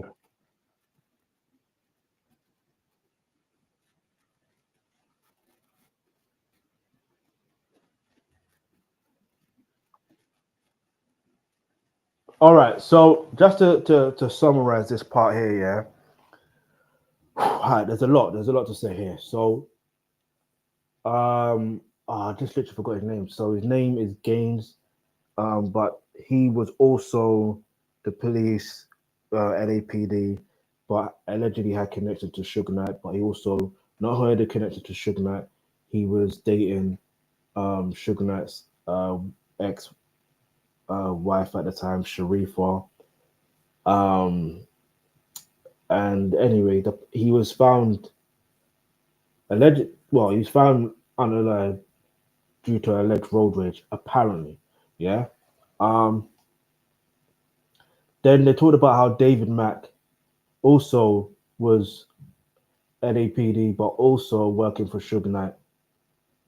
And so in his house, they found like he robbed a bank. He got caught robbing a bank. Um, I think over 722,000 dollars. and with that, he basically lost. No, yeah, I think he's lost his freedom in that. I believe I can't remember the full story in regards to that, but he, yeah, either way, he got caught. Do you know what I'm saying? Um, and which is mad because you're police, but you're robbing a bank. Why? What do you need that money for? That's the other thing. What do you need that money for? Because 7,000, if you think about it, that's not too far off from $1 million. It's not too far off. You see where I'm going with this. Anyway, so the next thing is okay. What about the situation where they mentioned that he got a shrine to for Tupac in his house? David Mack, I'm talking about, and he's got a red crimson suit, and they try to say that because affiliated with Suge Knight and the Bloods, blah blah blah. But they said they squashed that theory that the police were involved because of these situations. Yeah. Now here's the thing. Yeah, they had to squash that. You know why they had to squash that theory? Because not only if it's like,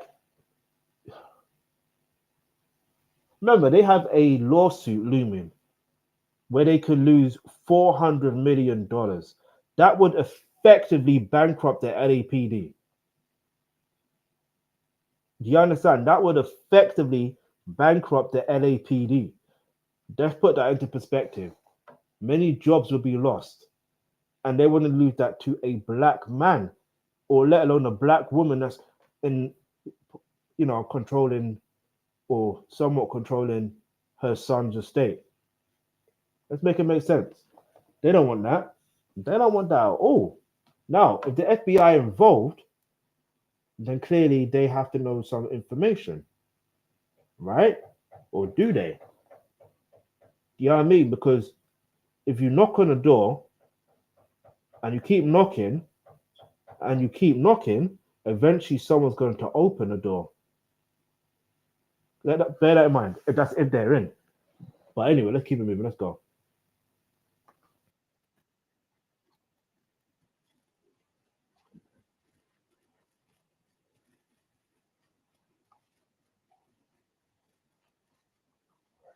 Okay, so they're trying to say Greg Kading saying the FBI report got it wrong about the ammunition that is rare, and because David Mack had the ammunition that allegedly killed Biggie, and it's like, what's going on? Do you see what I'm saying? How do you now just anyway? Let's go. But how do the FBI get it wrong? You see what I'm trying to say? How did they end up getting it wrong? Unless they're getting it wrong on purpose. And the question is why?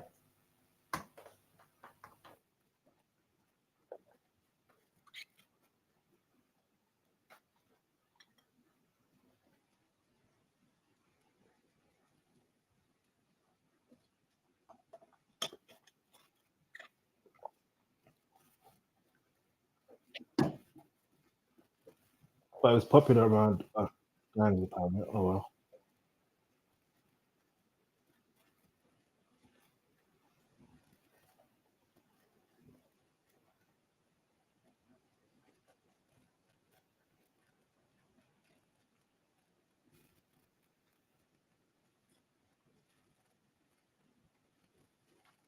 Okay, and the foreman said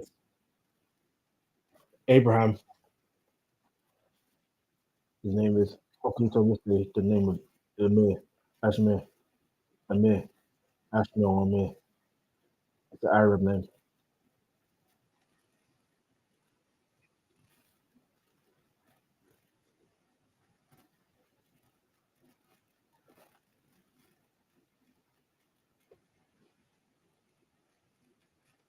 Okay, Amir Muhammad visited someone else. Okay, we're gonna talk about this. We're gonna talk about this. I wish you lot could see this, man. It's so unfair. Copyright.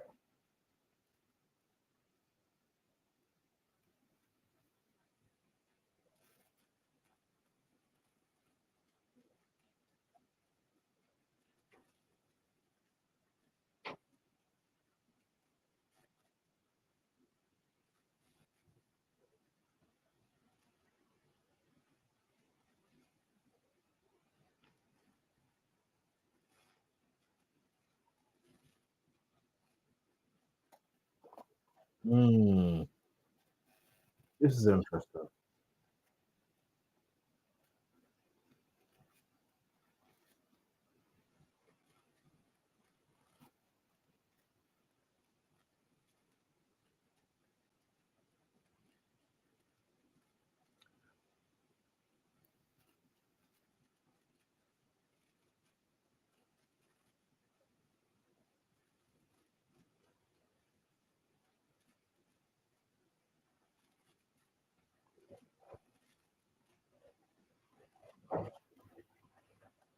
Okay, if you hear any drillings, like there's some UK drill going on, don't mind me. It's just things I can't control.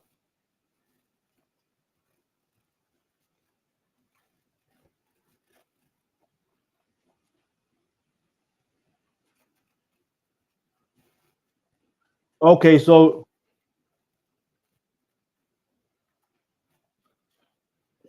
okay,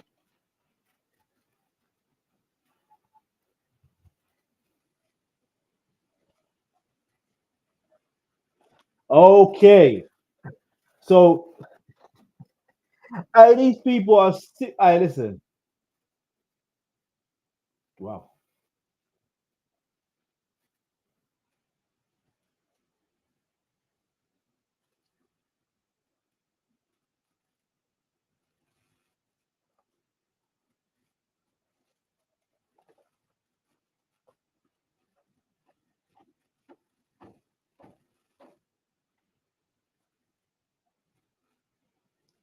Okay, kind of Cooper now. The title of the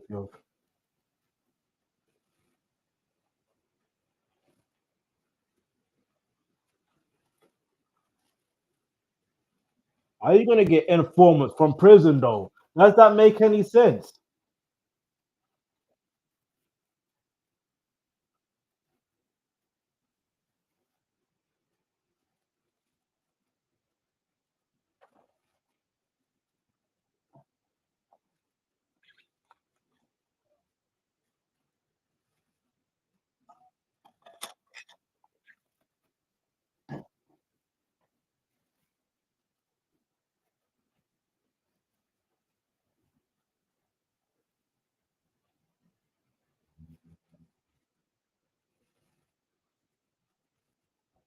Mm.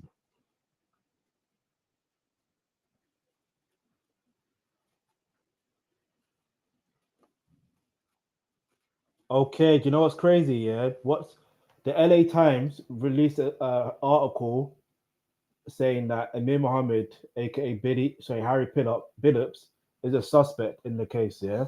Meanwhile, allegedly, he isn't necessarily a suspect because his name is mentioned only because of an informant that was in jail. And one of the informants is known as a psycho. So why are you getting information from a psycho? Does that make any sense? Now, the question then becomes, but what if their theory was actually correct in the first place?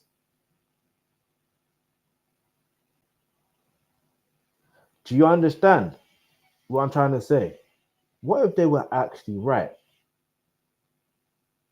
Because the question I have is okay, Amir Mohammed went to visit David Mack. He put his name there, his real, yeah, he put his name there. He put his actual address, and you're telling me each time each visit, he's on, like like Craig Kading's gonna be like that's not what a professional, you know, does. But like, who knows what a professional does? Who knows? Do you know what I mean? Who knows? But all I'm gonna say is this: sometimes they're hidden in plain sight. Sometimes they would use people that are, in this case, Ari Billups, that is a mortgage advisor. Do you know what I mean? Who's not gang affiliated, and they could use him because he has no ties. So therefore, with him having no ties, he looks less of a suspect.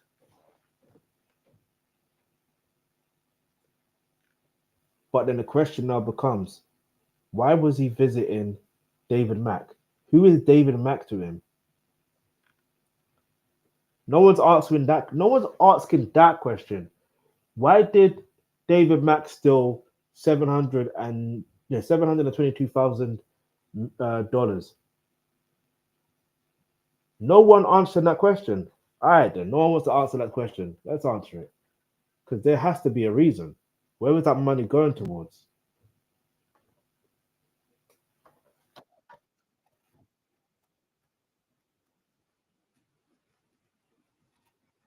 Yeah, any teams have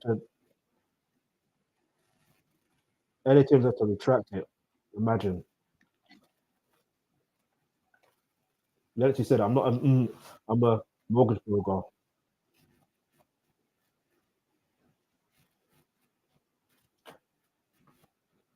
Gene Deal, Gene Deal allegedly identified Amir Mohammed, aka Harry Billups, in a picture lineup. Come on, man. He didn't make it until 2001.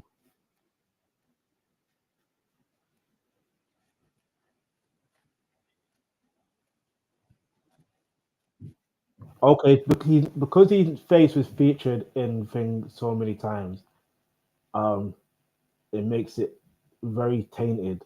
But that's unfair. That's literally unfair to say. And you know why that's unfair to say? We're gonna go back to that interview, to that documentary, yeah, and we'll go find out. Oh, was it in this documentary? But I'm pretty sure it's in the other one where Gene Dill said this was the first time he's seen that photo. Was, you know what I mean? Like it was him, or like he could tell.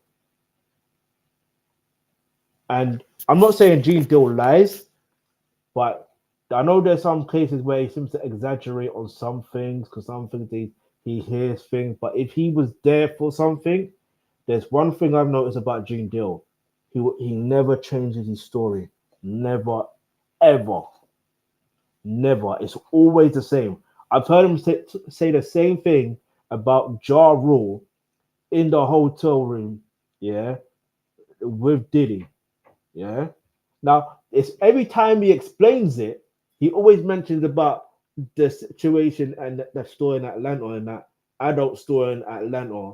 Then he moves back into telling the story. You know what I'm saying? I'm talking about how Puffy was in that store. He's like, Gene, can I do my shopping on my own? From what he saw, it's like, you know what I'm saying? But, and it's the way he tells that story and how, anyway, I won't go too much deep onto it. That's another day for another subject, but let's keep moving.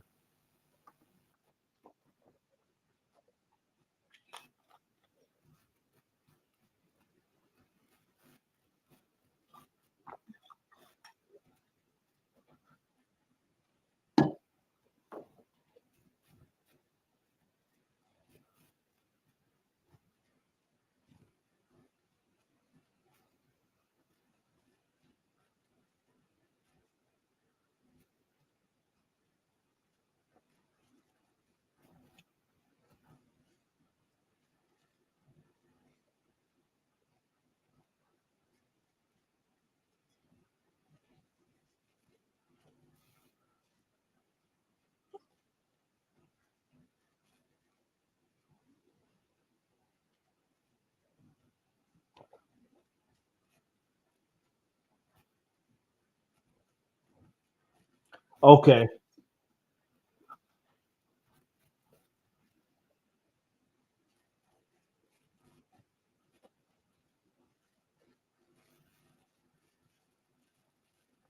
So apparently Gene Joe was given a poll earlier and he picked someone else, but wasn't me on board.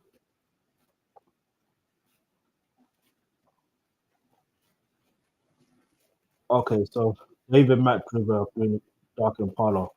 That is a fact.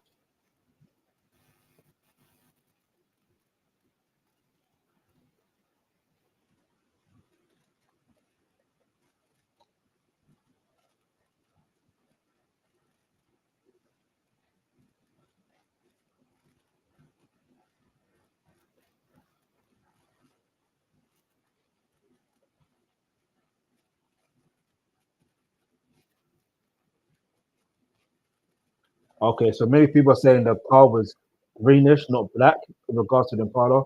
Give me the description of the vehicle. I don't know. What kind of car was it? Hold on. SS Impala, man. It was Impala. Yes. What color was it? Blue, aqua blue, aqua blue. Yeah, that sounds greenish. Yeah. At night, that's going to sound like it's black. It looks like it's black because you're seeing it from afar. The green car rolled up. This is little C's. Biggie side. And it starts to in the door. You start to you said dark blue. Dark blue. I can't tell you the name, but I can tell you it's a dark blue four-door car. I know it's a four-door. There you go. The fact that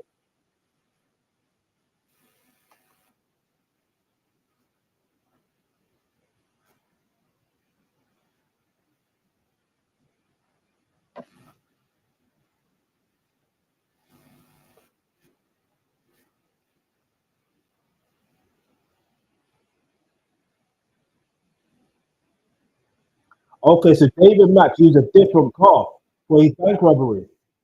So it does set up a question that he could potentially use another car, but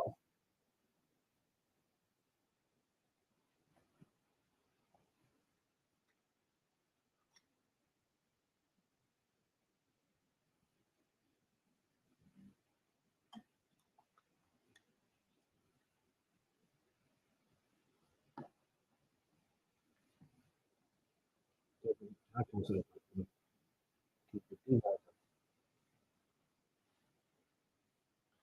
okay, this gets interesting. Keefe D also had a dark color Chevy Impala. They also said DJ Quick had a Chevy Impala. Well, his bodyguard, I think they said was. Suge Knight had one.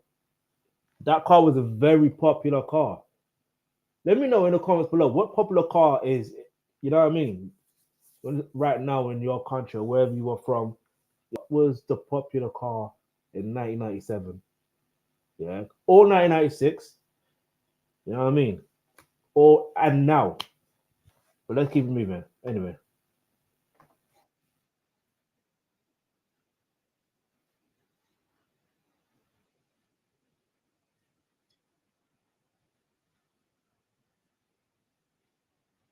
okay, they disproved Rutherford's theory. It's interesting. I wonder why.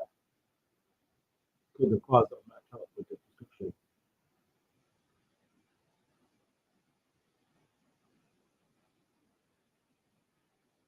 Mm-hmm.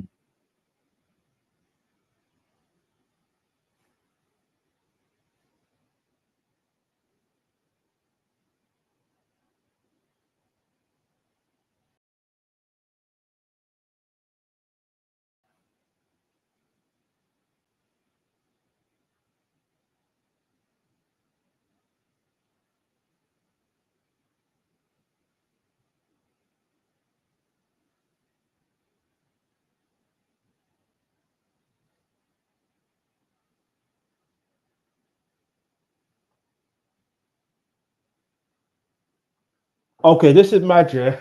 This is so mad. So they're trying to say the diversion tactic that cut off Biggie's car or something like that. I can't remember the full context of that. I don't want to rewind it. But they were trying to say, well, Greg Kading is saying that they found out that Bronco car had nothing to do with the incident because also it was half an hour before. But even okay, it's half an hour before. But then he's also saying you have to think about this for a second. He's also saying something so mad and I don't understand this. He's literally saying that you see with the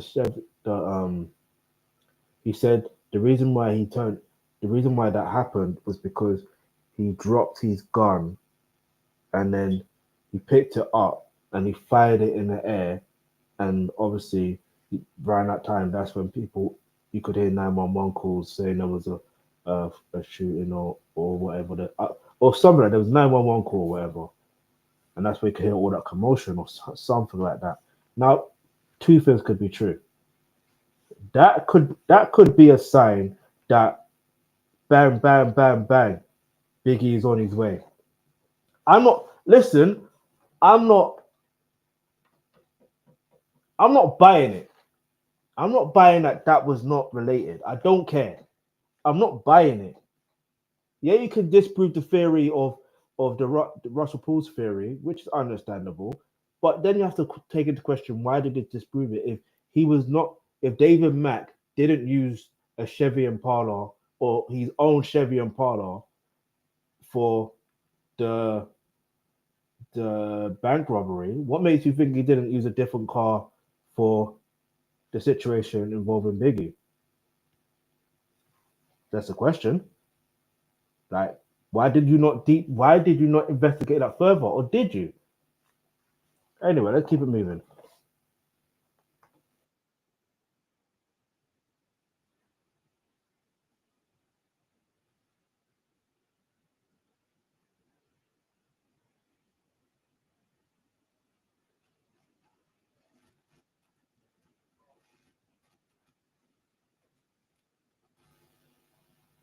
Okay, this is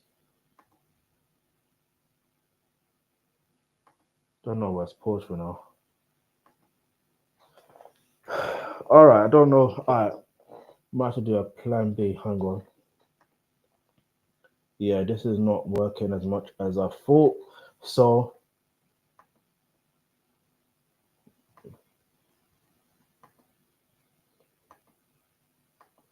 I don't know what just happened. But anyway,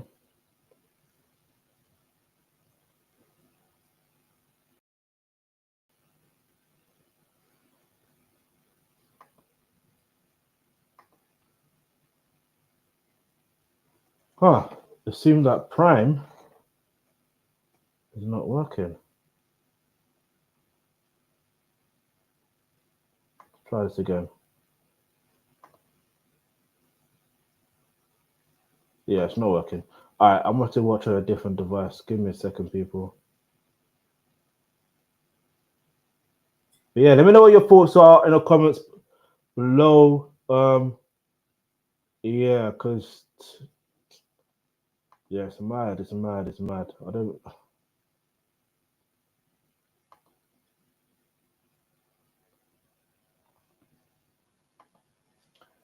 Yeah, I don't know. I don't know what happened. I really don't know what happened. But yeah, it's either way. What I will say, it's such a scary situation because it's like you never ever know what really, really, truly went down, and that's the scary thing about it because you don't know if said the guy when the black Bronco got arrested and he turned back to see what was happening, but he got arrested or something like that, and they said he had his gun, blah blah blah. Again, decoy. You never know. I'm not putting it past it. I'm just not putting it past it. I'm just not putting it past it. Hold on.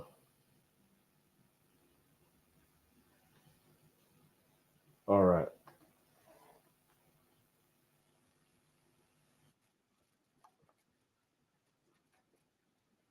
All right. This should. I should have no problems now.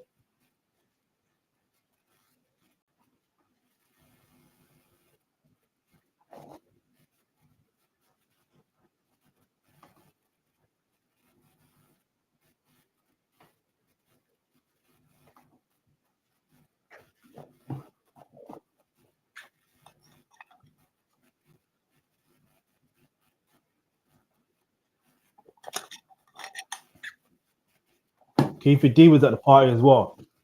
We'll get into that much later on. Let's go.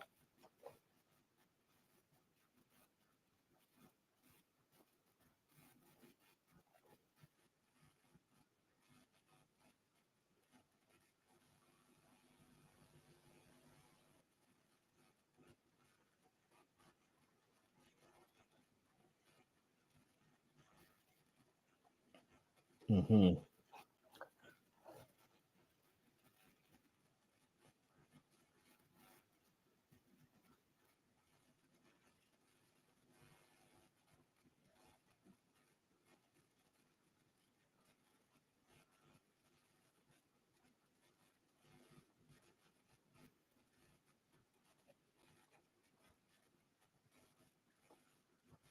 All right, we're gonna read this. So basically, it says, in regards to the Black Bronco car, right? It says Detective Cooper ad- admonished Deft, who waived his rights. Deft stated that he was leaving the museum and opened the driver's door of Deft's vehicle, registered to Deft's girlfriend. The name being blanked out, and his gun fell onto the ground. Deft said that the gun was jammed, so he pointed it into the air and fired one shot to clear it. He then put the gun into the driver's door. Okay, he fired it once. Okay, that's a plausible explanation. If it was one shot, then it was one shot. But can he prove it with the gun being jammed? That they clearly they confiscated it, right? Can they prove that? You know what I mean? Can they prove what happened before? Um, Bear with me, people. He then put the gun into the driver's door compartment and drove away from the lock. Dev stated he got the handgun from his uncle, which is blanked out, who died 3 years ago, recording the tape, blah, blah, blah. So that's what it comes from. All right, let's go.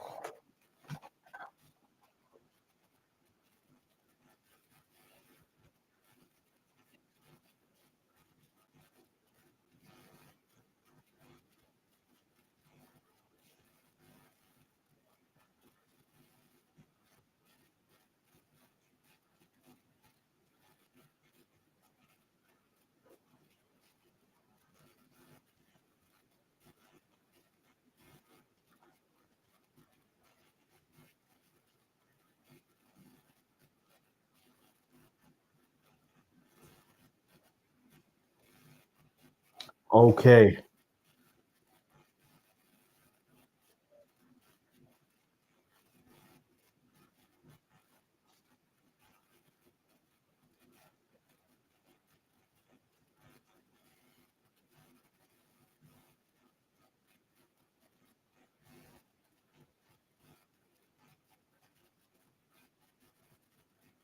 I still think that was a decoy. The way they're explaining it makes sense.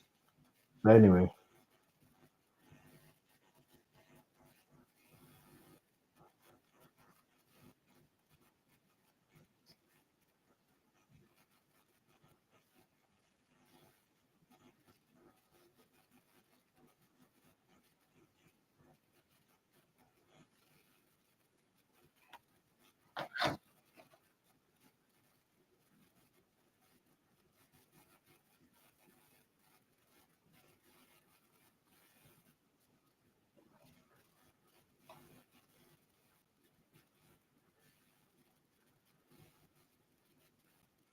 okay, so G Money, the driver, and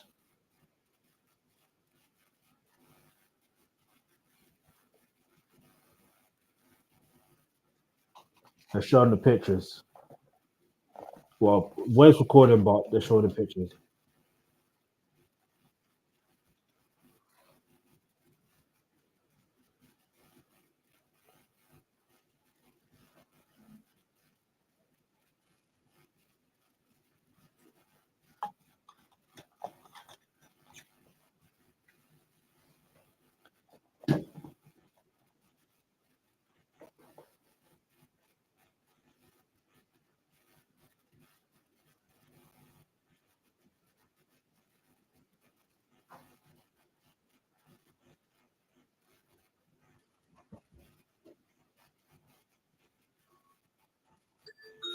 Hang on, people. Someone is at the door.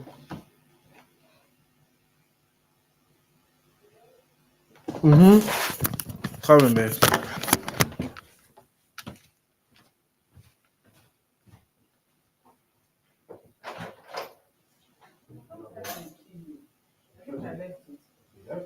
I left it. No, no. No, man. Or maybe it's laziness. Babe, I couldn't search for it. How are you? Are you like streaming? Yeah. Sorry. Mm-hmm. Thank you. Hello. Hello.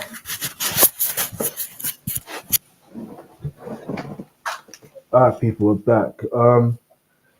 Yeah, so they're showing. Excuse me. So they're shown the audio. No, when they show the audio, they're showing the pictures, and the G Money, one of the drivers, was saying he's seen two different sketches, right? And then so with him seeing two different sketches, he's like, no, that's not him. Caesar said he couldn't even tell you what who was who because at the end of the day he never saw no faces because he ducked down, so he couldn't see. But anyway,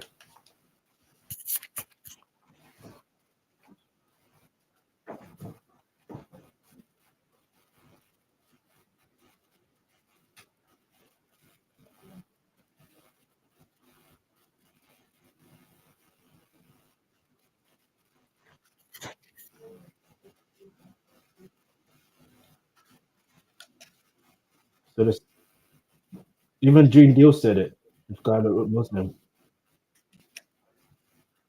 as in dressed like a Nation of Islam. Gene Deal even said that beforehand.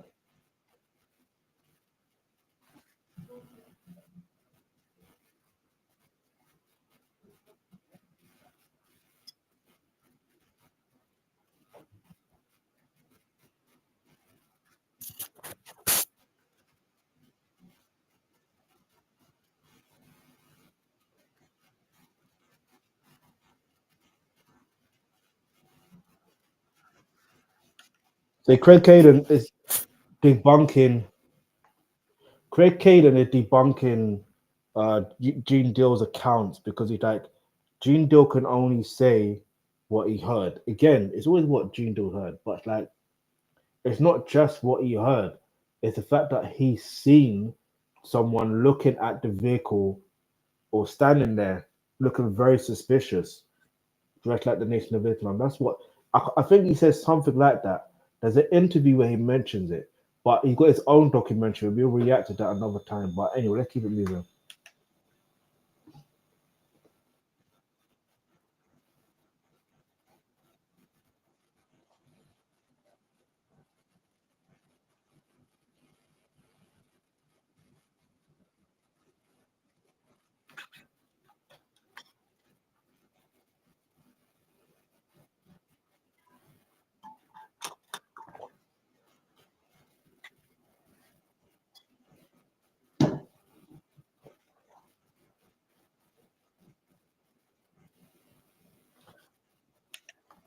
Okay, now let's moving on to wait.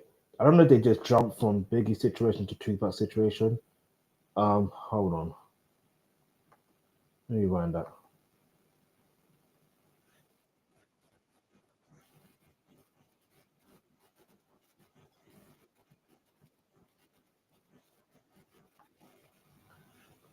Okay, so they said moving forward with the investigation, they have five new potential leads on who had involvement with the situation that happened with Biggie and Tupac. The only thing is, Orlando Anderson was pied. It's been like 8 years since. Yeah, this was probably so.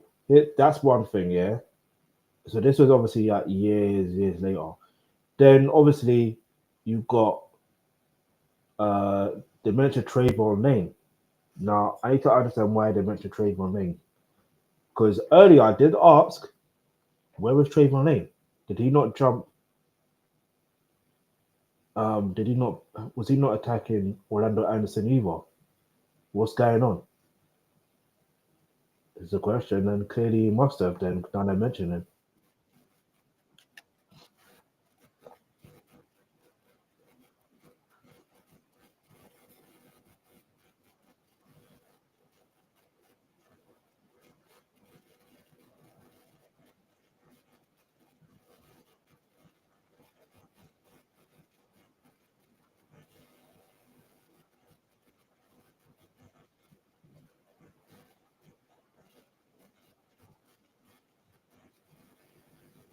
Mm.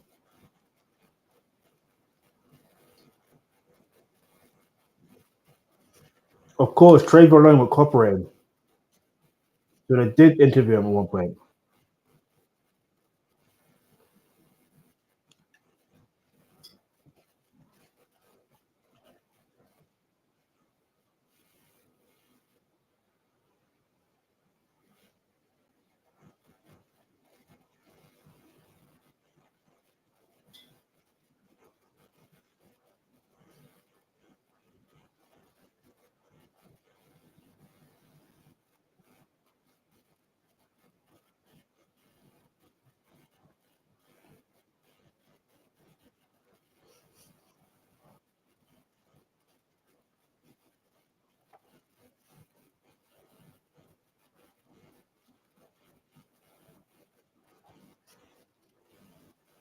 Whoa. Wow. So, wait. We're going to get onto this. I'll talk about it in a minute. Hang on.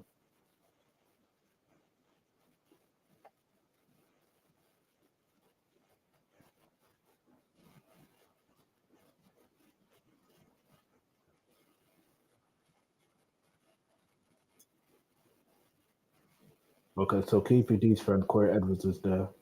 Did an interview.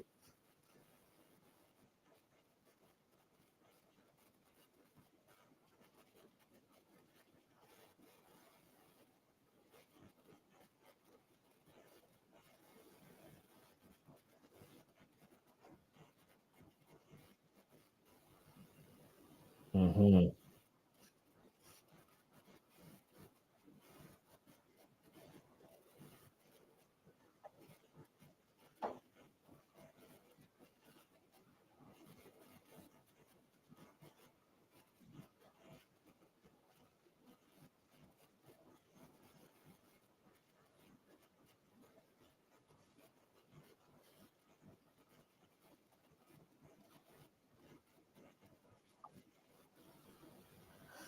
This is a lot of information.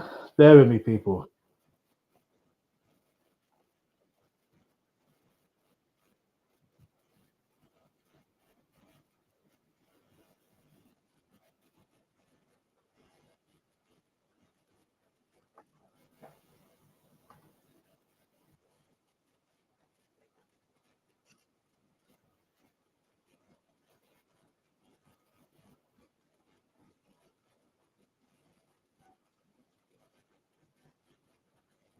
Mm.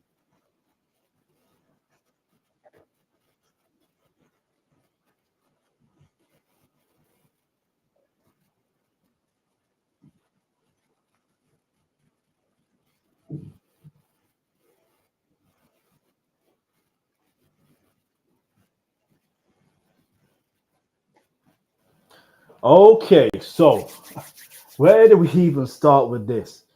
All right, so all right. So there were 5 people that they were looking into in regards to the situation in regards to Tupac and Biggie, right? Now watch this there. Orlando Anderson, can't question him because he's not he's not available to question. You know what I mean? It's just impossible because he's unalive. So then you have the situation with there was someone else, forgot who he is, but either way, he ate the charges. He said, "You know what? I have nothing to do with this." Blah blah blah. Get me? I'd rather take my drug, do the drug charge. Cool. Leave me alone. I'll rather do that. And he was on the run for like 5 years or something like that. Then there was another one that was in prison. This is where it becomes very interesting, right? He was in prison, right? I think at Pelican Bay or something like that. And then he basically was telling the story that the Southside Crips did do it, and it was um no wrong. He looked at the Southside Crips did it. He said Suge Knight was involved and hired the Southside Crips to kill to the unalive Biggie Smalls. So it's like okay, hmm. But then it found out that he was just giving the story because he wanted to get out of that situation. Now, we fast forward to Keefe D. He was interviewed by the police years ago but in regards to Biggie's situation. And he basically saying, look, you want the truth? Okay. But you're wasting a lot of taxpayers' money. This is his words. Because he's letting people know that wasn't him. But Craig Kading has already mentioned there was $1 million hit, right? But how do you know that? Where did that information come from?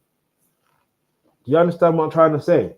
Now, yeah, we've watched that documentary to do with Sean Collins and the Reckoning, especially episode 2. This is what's leading me to react to these type of situations because I'm thinking there's got to be more to it, and it's so complex that it goes beyond just Diddy. And like I said earlier, you see with Reggie Wright Jr., in fact, no, wrong. It's not been mentioned yet with Reggie Wright Jr., but he was both in Las Vegas, but also in LA. The timing of what happened to Biggie and Tupac. Now, that may be a coincidence, or it might not be a coincidence. Who knows? But anyway, but Keefe D was definitely that thing, though. But again, he was also at Las Vegas and also in LA. So, yeah.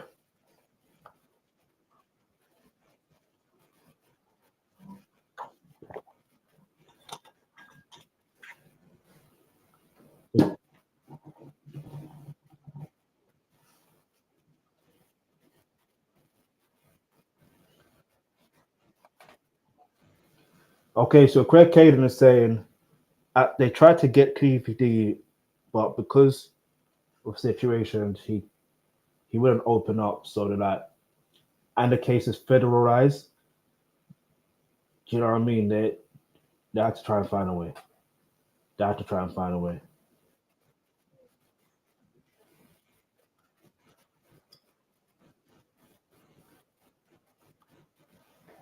So this is where he uses KVD, yeah, and so when I say uses KVD, he uses the DEA because they were investigating with narcotics in interstate distribution or something like that, right?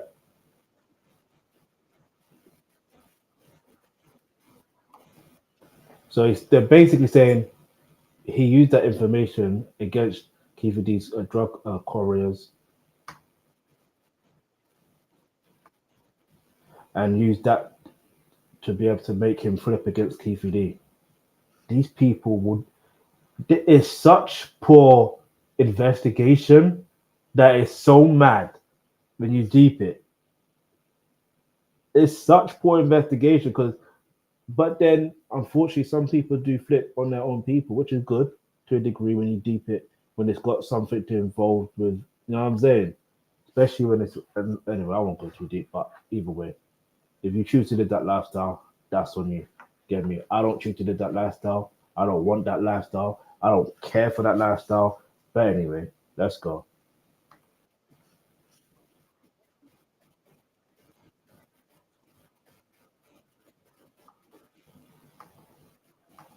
Okay, so what they did here, this is what's so mad.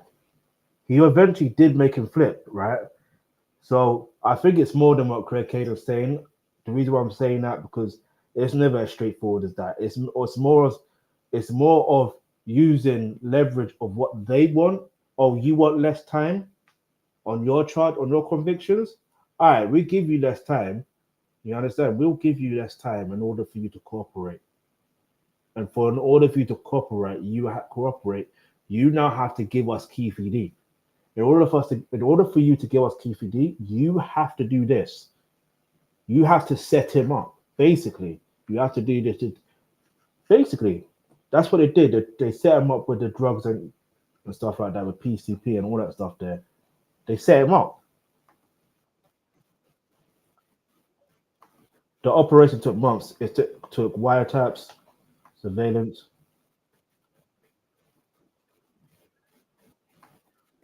to ensure they had an ironclad case. You see, they make sure they do these crimes before they can find a way to convict these people. It's mad.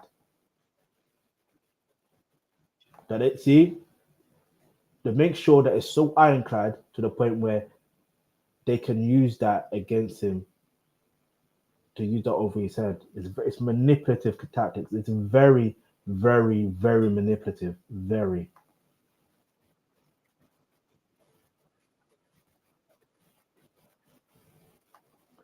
So they went to KVD's house and said, with the evidence, and used that to confront him. That's mad. That's mad.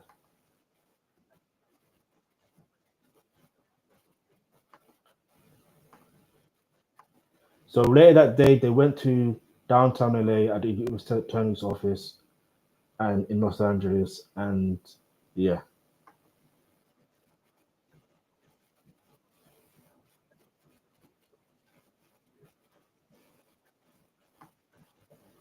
Boom. There you go. I knew I heard correctly. And I knew I watched this years ago. I knew I watched this years ago. And I know what was said. I know what was said. I know what the play, not the play, but like I know what it was. No, yeah, I know what the play was. Because basically, he's saying Keefe D is in a situation where he has to give up.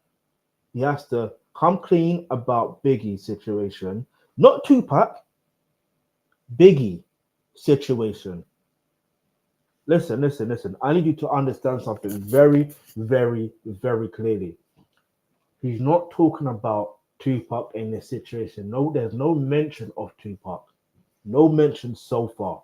It's only about coming clean about Biggie's situation. This is what Craig Kading saying out his own mouth. His own mouth. So now we go on to the documentary for Sean Combs The Reckoning, and he's mentioning about just Tupac. Didn't even mention about the whole Biggie situation. And the way it was edited, the voice note, or not the voice note, the proffer agreement or the voice recording, yes, that was still there, but there was something before it, which is leading up to what we're gonna about to react to. You understand? So it's like it's either you have a hefty life sentence, or you have an even more hefty life sentence if you don't come clean about the whole Biggie situation, which is mad. It's mad. It's a lose-lose situation.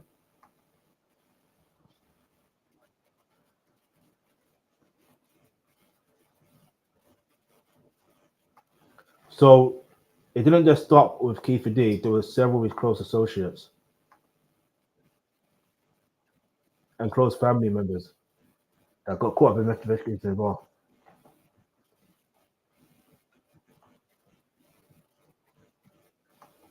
So for him to cooperate, it wasn't just to save himself; it was to save his family because everyone else was involved, and so was his family in the whole narcotic situation, which is mad. Excuse me. So Keefe D agreed to cooperate with the government. One more time now. Keefe D agreed to. Hold on. Let me wind that just a tad bit.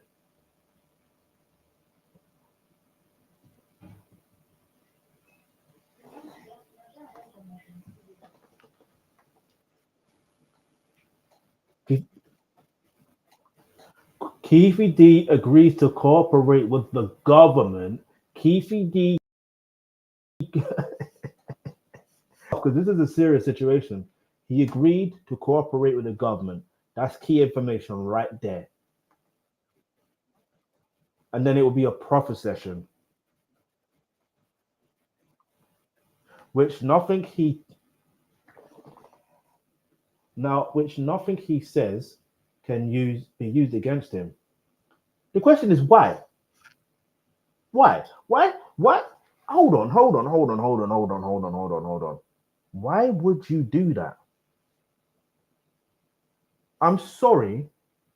Why would you do that? Why would you tell someone to cooperate and let them feel like they can't be arrested, they can't be convicted? That's what it looks like. It feels like you won't be convicted, just tell us. That's what that looks like. And that sounds mad to me, especially when you tie in the fact that this investigation was happening around the time, and I could find out the proper timeline, but like it was happening around the time Bernetta Wallace, Biggie's mom, was literally suing the LA City Council and LAPD for $400 million for their involvement in, you know what I mean, Biggie's unfortunate situation. So then you think about it, there seems to be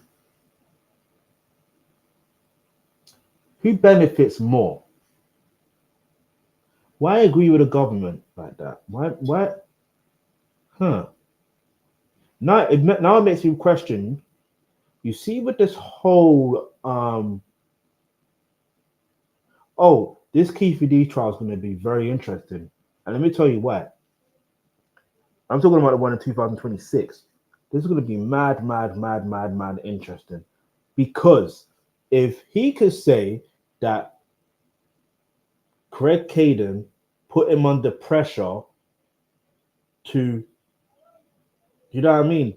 He got set up to make an agreement to talk about his involvement with Biggie, but confirming he was not involved in the Biggie situation, but did have some sort of knowledge in regards to Tupac's situation. Can't Greg Kading also get arrested for things of that nature? I don't know. I don't know. I'm just other question. That's all. Yeah.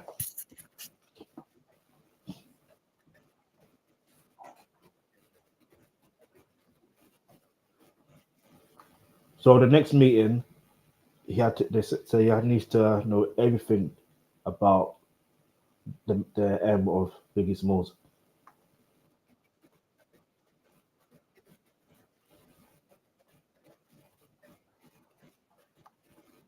Okay, so he's detailing that uh Puffy, aka Diddy, invited him to the Vibe magazine party at the Petersons.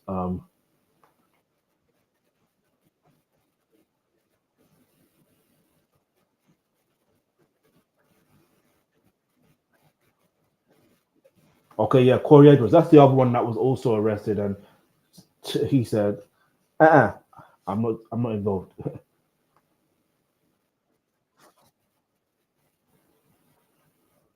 Yeah, so sounds very good. All right, so this is Corey Edwards who speaking. Said, and I said, "Who was that?" And I heard Keith D and when went at was at the party. Keith D.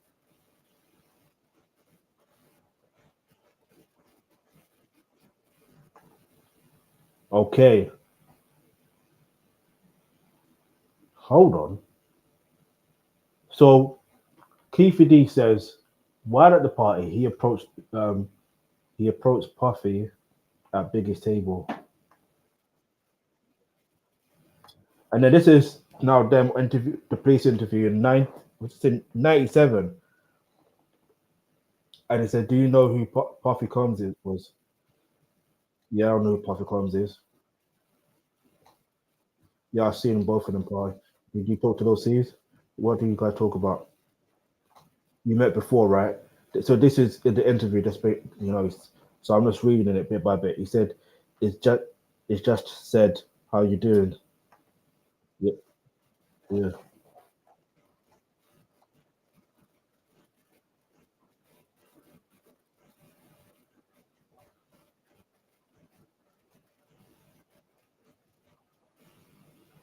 Okay, so I wonder which security that was that. Was that Jing Dill? Was that who? Which security was that? The security basically, Keefe D was basically going out to Biggie, and Keefe D was warned off by Biggie security, and Biggie told the security in reference to is told the security in reference to Keefe D, he's cool. I know him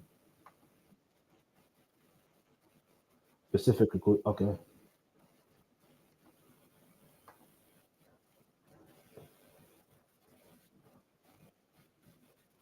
your little C's now. Police interview. Did he approach you big? Yeah. Did, uh-huh. You didn't talk of him. Said, "What's up?" to Big though. You walked over there with me, and then what was Big response? I said, "What's up?" In my hands, "What's up?" Okay, it was Eugene Dill. So Puffy bodyguard Eugene Dill.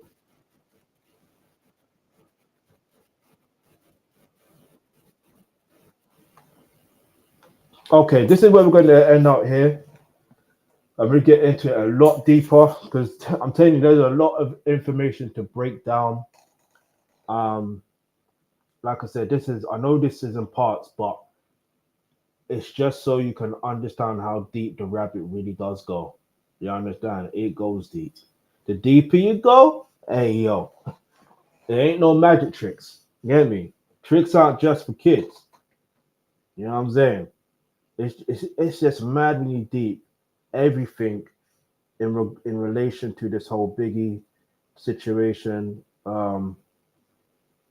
Yeah, it's like I don't have to explain it. It's so mad when you deep. So much story to tell. So much story to tell. In fact, you know what? Bear with me. I feel like this has gone.